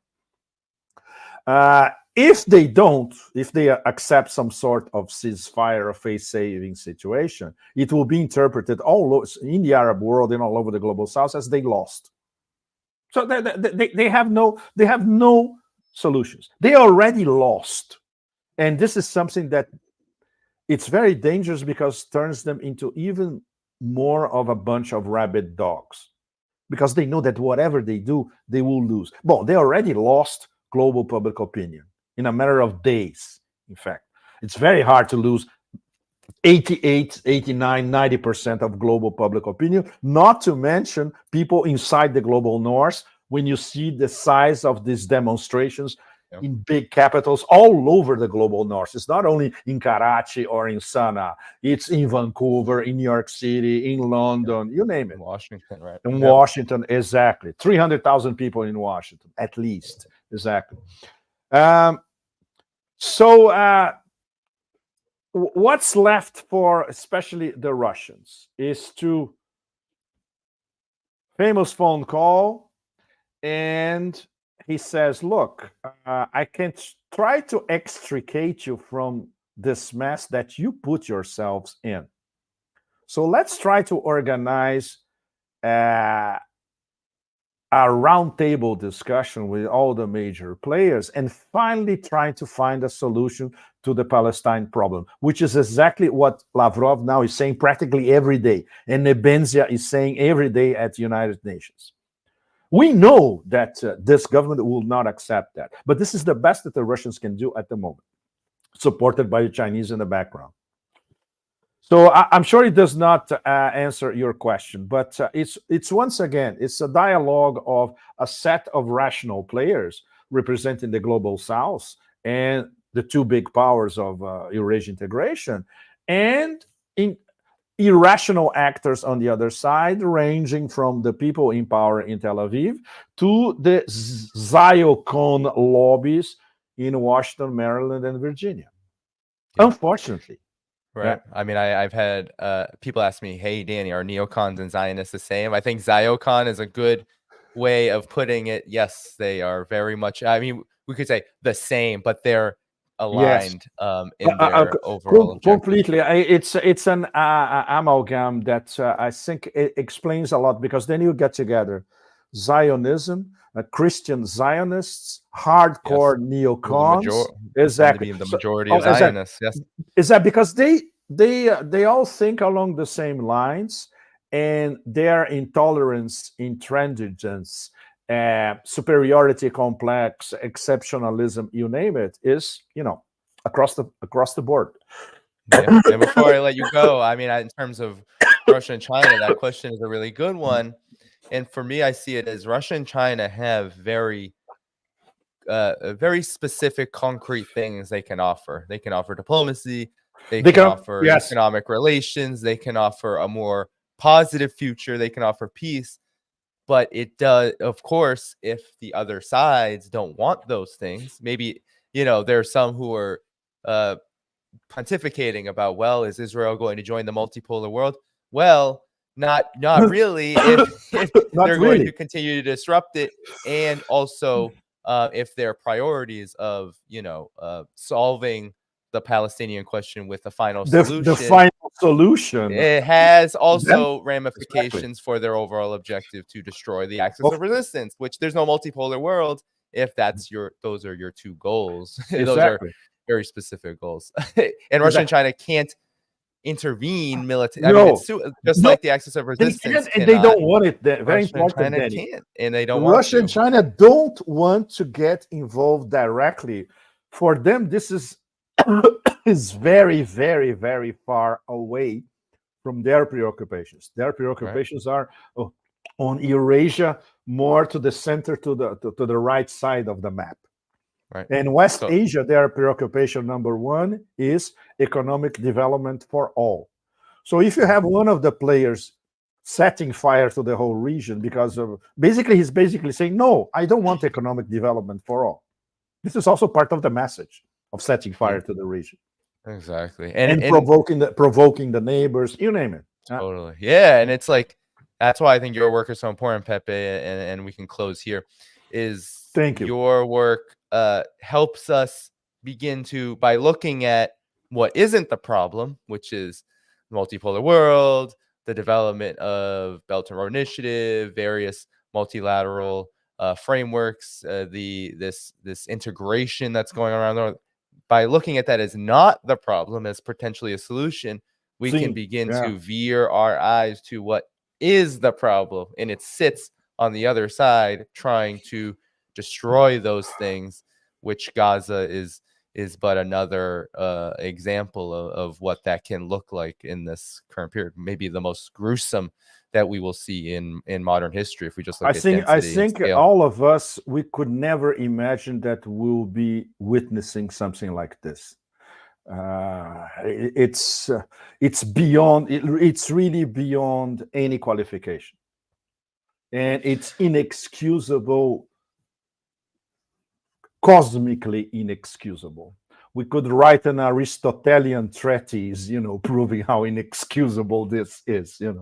For the moment, we are just paralyzed and appalled. In fact, unfortunately. Yes. Well, I hope I can have a better message to all of you guys. Okay. Look, next time. Coffee with a Donbass mug. How fucking cool is that? Coffee with some coffee Z style. Pepe, it was really great to be with you today. Thanks for coming on. As I said before, thank you, Danny. Thank you, all of you. Your Telegram is in the video description. Anything else you'd like to plug, please go ahead. No, put my Twitter as well, because I'm doing short tweets on Israel-Palestine, a lot of them. And some of them probably are not on Telegram. Right. And I'm going to try to start a Substack next month. So then I will let you all know about that, because it's something risky, because I want to do a Substack focused on deeper essays that require people to actually read and plunge into history, culture, philosophy, and all that. It's going to be very hard to seduce people with that, but I love the challenge. Because following the news all the time, like we all do, it's not enough. It's not enough. We need, the angels of history behind to explain stuff for many of us that's many of us have never heard of, we forgot, or maybe we had a hint in school and then disappeared. So I would like to resuscitate all that, so it's going to be a challenge, but Totally. worth Well, doing it. Yeah, definitely. Yeah. I all mean, right. we have to do it. There's a lot of reporting going on, not a lot of analyzing, not a lot of reflecting, as we talked about earlier. So, Pepe, it was really great to be with you. Thanks for joining Thank the you, Danny. show. Thanks very much. Thanks all of you. I'll be in touch with you. All right. For Brilliant. sure. Cheers. Bye-bye. Bye-bye. All right, everyone. That was a great conversation on this Friday. We on this early Friday for me, great to start off the day with someone like Pepe Escobar, who can really run the gamut of this entire situation and talk about this Israel situation, this Israel genocidal rampage that's going on in a real way, not just what's happening on the ground day to day in this horrific moment in history for that part of the world and for the Palestinian people, but also these global ramifications. I mean, the ramifications of this are vast and wide. And I believe Pepe did a really good job helping us understand what those are, what they mean, and how we can look at the larger global stage as a constant process of development. So, with all of that said, everybody, I'm going to do some shout outs of the super chats, some announcements, and then we're going to head out of here. Okay, so for those of you who are still here, of course, as you heard, I read off 2 Patreon member questions. Thank you so much for those submissions, by the way. Thanks to all of those who support on Patreon. That is one of the things that I offer for folks who subscribe on Patreon, the best place to support my work. Patreon.com/Dhaiphong is in the video description, the link you can find there. That is one of the things that I offer. And so those questions were actually really good. And as you can see, the community here, whether you are watching for free and just, able to like the stream and subscribe, all of that good stuff, or whether you're a member, this entire community is really on point in terms of knowledge of things and what they're curious about. And so that's what we're trying to build here, a real anti-imperialist, real anti-war, and pro-peace, pro-development, not just anti a genocide in Gaza, but also pro the sovereignty and self-determination of Palestinian people, of that entire region, supporting efforts like the axis of resistance, like multipolarity. That's what this channel is really all about. It's not about sitting on the fence trying to be quote unquote objective when history calls for us to look at the facts in a way that then has us make decisions about where we stand. That's what this channel is really all about, taking a stand. So please do subscribe on Patreon. You can do Substack as well, YouTube membership. We have a great YouTube membership community. There's one-time options as well. And of course, all of the things that I offer, from questions to guests, suggestions of stories, all of those things can be accessed on the other platforms too. With that said, let me get to the super chats. We had a few. Please shoot this. Gave 20. There's a nice nose in there. So thank you so much for that generous contribution. We have I Am Valentina says, I'm 60 years old and hope I can live long enough to see something positive out of this. I hope the same thing for you, because, some people ask me, how are you not nihilistic? How are you not, I'm noticing that people older, I'm not, I wouldn't call myself a spring chicken, but people who are older than me, who have maybe seen this many iterations, are finding themselves in a very nihilistic place. I find myself oftentimes in the opposite place. And it's not because I have some callous indifference or normalized approach to and reaction to Palestinian suffering. No. I think where my optimism resides is the fact that overall the world situation is becoming more favorable for something like Palestinian self-determination, but really for self-determination in general. And that means the world will and is building the rudiments for something better. And for me, it feels like only a matter of time before that translates into a changed condition for the Palestinian people. Of course, notwithstanding now, the situation is quite dire, and I totally understand why people elevate that. But I also think that we need to also look at this from a broader perspective so that we do not become paralyzed by not really indifference, but we can become just paralyzed by suffering. Suffering is indeed something that can paralyze us. So Marcelo says, Danny, Pepe, I would like to invite you guys for a chat in our channel. How can I contact you? Sorry for not offering up that question during the stream with Pepe. But I'm not going to give Pepe's personal info out now, but you can reach me. Follow me on Twitter, send me a DM, a reply, tag me somehow on Twitter. You can do that at Spirit of HO.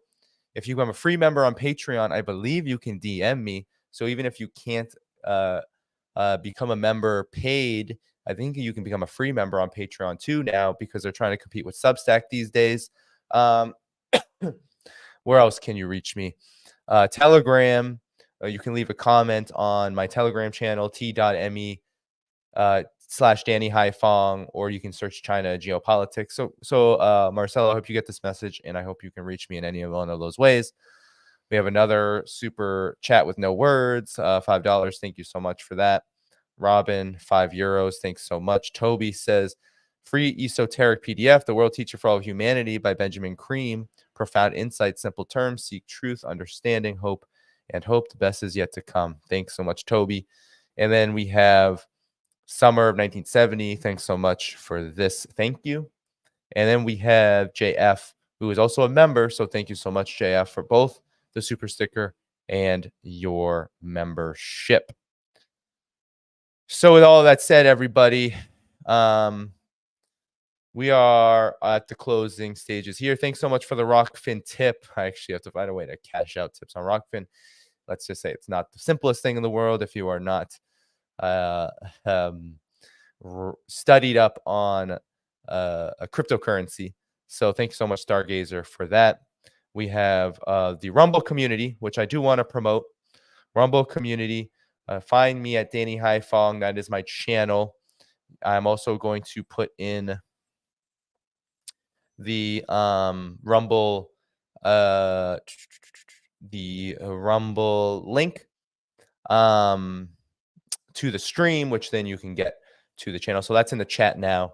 So go to the chat, hit up that Rumble link. Make sure that you're following me there as well. We've had some pretty disturbing instances of censorship of late of YouTube channels. The latest that I can recall is Richard Medhurst, friend of the show, completely demonetized, making basically his YouTube channel, at least for his livelihood, useless. And then if it's useless for your livelihood, and you've been censored, it's really hard to stay on this platform, which I completely understand. So he's made a transition to Rumble. It could happen to any of us. It could happen to me any day. I'm trying to get him on actually to talk about this situation. Plus, he's also kind of a wealth of knowledge on Palestine. But until then, just know that he is just this example of what can happen. So Rumble, hit me up, Danny Dhaiphong. Definitely follow me there if you are not already, because that is my backup. Rockfin as well at Danny Dhaiphong is another good place to find me. With all that said, everybody, I have a few announcements. The first, this Sunday, I'm heading off to some I'm going to be interviewed for some documentary that's being made. I believe it's a CGTN documentary. Hopefully, I'll have some cool things to report there. I'll be spending my Sunday doing that. And then on Monday, I'm likely going to stream in the evening.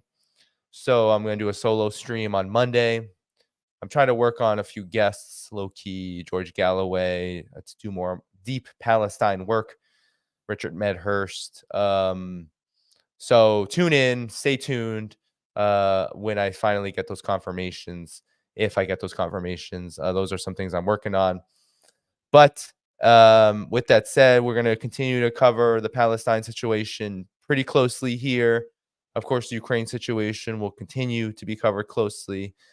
China, with its recent diplomatic interactions, engagements with the United States, will continue to be covered, along with so much more. There is an election season coming up in the United States. I'm still deciding and determining whether that's going to be a pivot I want to make. But for now, you can bet on the largest geopolitical questions and issues and developments coming up and arising. They will be covered deeply here with what time I do have. There isn't really much else to say. I could talk endlessly about how I feel about the Palestine situation. There's a lot of emotions swirling around. I, for one, am, I would say, an emotional guy. I try not to be this kind of I think I present as kind of the stoic, balanced observer, but for sure, the anger is really on high. But it is kind of not quelled, but I think kept in check by this broader understanding that the horrors that Palestinians are facing are intertwined, interconnected with the horrors that so many are facing around the world, including within the collective West, that point to an overall system that's in decay, a system of imperial overreach, a system of corporate oligarchy, of corporate exploitation, of capitalist exploitation, of this endless war regime led by the United States and its collective West vassals and its comprador elites, which is why I was so glad that Pepe brought that up when we talked about the region as a whole, that the barriers that these comprador elites within, for example, the Kingdom of Saudi Arabia, UAE, we could go on and on, Bahrain, Oman, Qatar, we can go on and on. These countries find themselves in a state of paralysis, only able to do the bare minimum, which is to issue statements, call back diplomats, attempt to put the two-state solution back on the agenda without any real teeth behind it. That is the situation we find ourselves in, and it can get quite grim. It can be infuriating. I know there's a lot of anger. I know that there's a lot of criticisms. The geopolitics community is taking their own kind of stances on this. And while I align on many issues, I am my own person. My views are my own. And I can say that, I think that there are, of course, merits to anger and to standing wholeheartedly with the Palestinian people. And there's also merits to bringing this question to the international stage in a way where we can de-isolate it, take away the isolation from the Palestinian question and put it in the context of what is a larger overall political and economic and military development process of empire. If we put it there, then we can truly build solidarity. It's one of my biggest criticisms of the Palestine solidarity movement all across the West, because I think the Palestine solidarity movement all across the West deserves support. I think it's courageous. I think there's so many barriers. There's horrendous repression that happens. I have a client who's a professor who I can tell he's concerned if he speaks out about this situation, what will happen to him if he, if he gets caught, right? There are ramifications. The Zionist lobby, the Zionist establishment, the Neocons, you could call them, in Washington, huge influence, right? Huge influence. The repression is very real. You've had professor after professor after professor in academia lose their job, get suspended. You've had YouTube channels, Twitter profiles get taken off. You've just had so many instances of this. And of course, it just mirrors what happens in Palestine. For example, Ahed Tamimi, people like this getting arrested.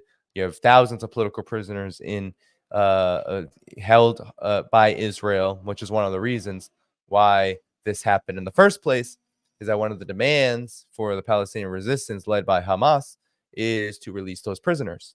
So that's why there are prisoners of war on the Israeli side. That's why they have been captured. That's why it's not because it's fun to do or because it even offers some military leverage. I mean, what leverage really does a guerrilla force have? None, right? There's no military leverage in prisoners of war other than obtaining either an exchange or some other demand, but usually it's not a military one. Usually you're not going to get a force like Israel, an occupation force, to surrender based on hostages. I mean, or I should say prisoners of war. That wasn't the case, for example, when Vietnam captured John McCain. And I was lucky enough to go to the site where he was captured in Hanoi. And of course, you know, they say that there's some memorial for John McCain there. No, there isn't. There's a memorial to the Vietnamese soldiers, the Vietnamese guerrilla forces that captured him. That's where the memorial is. Kamala Harris is a liar, but we can go on and on and on about that. The point of the matter is that, you know, the prisoners of war taken by Vietnamese during the guerrilla war were not taken to end the war, right? They were really taken to help alleviate and release some pressure off of the resistance, getting back prisoners themselves, or gaining some other demand, right? Some other demand that could help prolong and make the situation more favorable. So in any event, there's a lot that could be said about this. But I do think my biggest issue always is, and I think now, because the situation is so acute in the Palestine resistance, Palestinian solidarity movement, the Palestine solidarity movement in the United States, in the collective West, is so big now. It's wonderful. It's amazing to see public opinion shift in this way. We're seeing how much it has an impact. We're also seeing how much people who maybe are on the fence can unfortunately take the wrong side when there is a crisis and when there's pressure. But nonetheless, I think my biggest issue still, and what we still have to combat and continue to elevate, is the fact that, you know, Palestine is not alone. It's not by itself. It certainly is a special question. Just like throughout history, there have been these special questions, these specific questions, these situations, these issues that in the overall trajectory of peace, yes, have to be the focal point, right? Vietnam was one of those focal points during the Cold War. You know, there have been these focal points in the past. The Cuban Missile Crisis, of course, was a big focal point. There are always focal points in history. There's always these specific questions, right? Apartheid in South Africa, specific, right? People mobilized around the world across the collective West, solely focusing and harnessing on these issues. But if we look at it singular in a kind of singular way, with singularity, with without attention to global developments, well, how could we possibly win? Because what's happening to Palestine is a product of the fact that you have the United States led by these war-hungry, warmongering neocons. The United States is funding to the tune of over trillions of dollars to its war machine, which Israel is just but one extension. In fact, in terms of numbers, actually quite small what goes to Israel, but significant in the sense of the damage that it's causing, and we're seeing that in full force right now. But you had 100 billion, right, in various expenditures, 40 plus billion military expenditures to Ukraine alone. But that doesn't even get into the fact that you have over half of that budget going to Asia in order to isolate China, with consequences. This isn't just, oh, well, there's military hardware there. Well, talk to the people of Okinawa, talk to the people of the Marshall Islands, talk to the people all across the Asia Pacific about Guam, whether there are any consequences, whether it's their environment destroyed, poison, U.S. soldiers, their behavior, the destruction, all of that. There are consequences. Ask Laos about the consequences. Vietnam, ask them about the consequences, the war legacies, as they are often called in that part of the world. Ask about, I mean, there are consequences. This genocidal rampage in Israel certainly cannot be relegated to isolation. It is part of a larger process, and it's part of a larger world order that is certainly in decay. Unipolarity, the United States-led empire, it is in decay, and that's why Israel is rapidly doing this. It's opportunistically doing this. It is trying to find a way to start a larger war, to cement a final solution, not just for the Palestinians, for the axis of resistance, it's going to fail. I mean, it already has failed, but it's taking a lot of lives with it. So the anger is high, and of course, emotions are going to be high. And I, for one, do not fault anybody for any of that because I have them myself. I am not a robot. I am a human. I went into a human profession, social work. I went into this, politics, geopolitics, international politics, social movements, all of that. I went into it with emotions. However, there is also a balance that we need to also continue to, dare I say, stay disciplined. We don't always have to be strong. Certainly, we should not find ourselves always strong in these moments. We're going to be in despair sometimes. We're going to be unhappy. We're going to be angry, furious, sad, whatever. But we also have to stay disciplined. We have to continue to elevate the questions, the issues, the politics, the analysis that needs to get out there. We need to continue to do our part however we do it, whether it is by demonstrating, whether it is just by communicating, by talking, by making an issue in your union, in your schools, in your churches, wherever. We just have to stay disciplined because the misery that Palestinians are facing right now, that misery is not disconnected from all of us. We all have either a role to play or we have a direct connection to it. We cannot act like there isn't state violence in the United States and the collective West. We can't act like the collective West has not committed genocide after genocide or genocide in the past, whether within its own borders or without them. We cannot forget history, as Pepe Escobar just said. We cannot reject history. We have to embrace it. We have to understand it. We have to study it, and we have to apply its lessons. And those lessons are being, I think, challenged and laid bare for us now with what's going on in Palestine with this genocidal rampage. So let's continue to do that. This may sound like a pep talk, but it's a part of it is I'm talking to myself here, and hopefully you get something out of it, is no matter how discouraging it is, no matter how disgusting it is, no matter what you see, on X, Twitter, whatever, right? Because that really is the primary avenue for information right now of what's going on in Gaza. You see the videos over and over and over again. Hospitals being bombed, schools being bombed, people being bombed as they're trying to flee. You see the heart-wrenching stories. They're everywhere, and they're going to continue to come out. So it really is a challenge to discipline because we need to feel, we need to experience, we need to empathize, we need to understand. And then we also need to elevate this question beyond simply ceasefire. We need to demand a ceasefire. That is 101. That's basics. This moment does call for a ceasefire. But one of the reasons why a ceasefire isn't working right now, why that's not happening, is because there is no pressure on the establishment right now to do it beyond the protests demanding it. And that is important. But those protests came after the fact.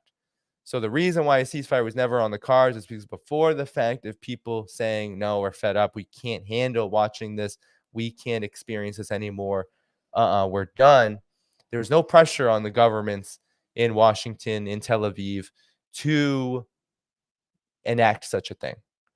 And one of the reasons why things go backwards is because our politics go backwards in ourselves, the politics of the people. They've taken us to places, to expectations that are incredibly low. That's the hallmark of the era of neoliberalism.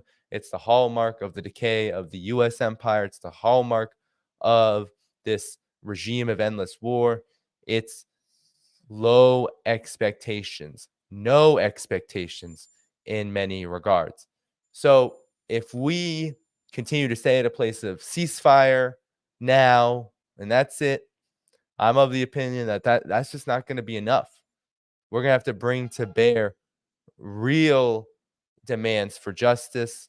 We're going to have to bring to bear an understanding of this in order to get people to even agree to a ceasefire at this point, we are going to have to cut through the vitriol, the propaganda, the misinformation that inevitably connects to the history and the larger context for which this conflict, for which this brutal war falls and stands within. I mean, that's just the reality of the situation. We cannot act like, well, we demanded a ceasefire, we didn't get it, and that's it. That's vapid politics. That's narrow-mindedness. There's no other way to put it. We need to support, of course, Palestinians, of course, the people of the world in their demand for a ceasefire. And then we also need to do our due diligence and be disciplined enough to elevate history, elevate politics into the foreground, into the front, dare I say, vanguard of this overall movement to support an end to this brutality, an end to this wanton genocide. I mean, that's how I see this. And so that's why we need to continue to talk about the politics, continue to talk about the players, continue to talk about multipolarity, continue to talk about the world situation as it is, continue to talk about what is the region doing, what is the world doing, how is it reacting, how is it developing as this conflict persists and develops. So those are just a few of my thoughts as I close out here with all of you. It is one of those things, right? One of those moments in history that does get you thinking, does really charge you up, gets you wanting to move, to do something, to say something, to speak up. And in these moments, we need to think about not just our emotions, not just our rationality. We need to think about our discipline, because discipline is what unites all of this. It's what brings to bear our, not just our full selves, but also the fullness of humanity. Because in moments like these, our humanity gets chopped into bits and thrown into the empire's dustbin. It attempts to freeze us, to destroy our capacity to both experience, feel, and think. And then, of course, to act. Because that's kind of the process of how people get invigorated, motivated, and propelled into being part of history, being movers of history rather than just being witnesses or bystanders of it. All right, everybody. That's it for me. Good to be with all of you. Thanks for the 2,000 people who decided to stick around for my closing remarks, because these closing remarks of late have just been coming from me. I've been following this. I've been studying this. I've been trying to understand what's going on. I haven't covered Palestine in many years. And maybe that's a fault of mine, but I had not been covering it because, there's so much to cover. And, I've been in those circles, activist circles and things like that. But, this is where I found my passion. It was Asia, China, Russia, multipolarity. And then when something like this happens, it cannot be divorced or disconnected from such a thing. All right. Good to see Loa Socialisti out here. Good to see all the moderators, Notary, Ware.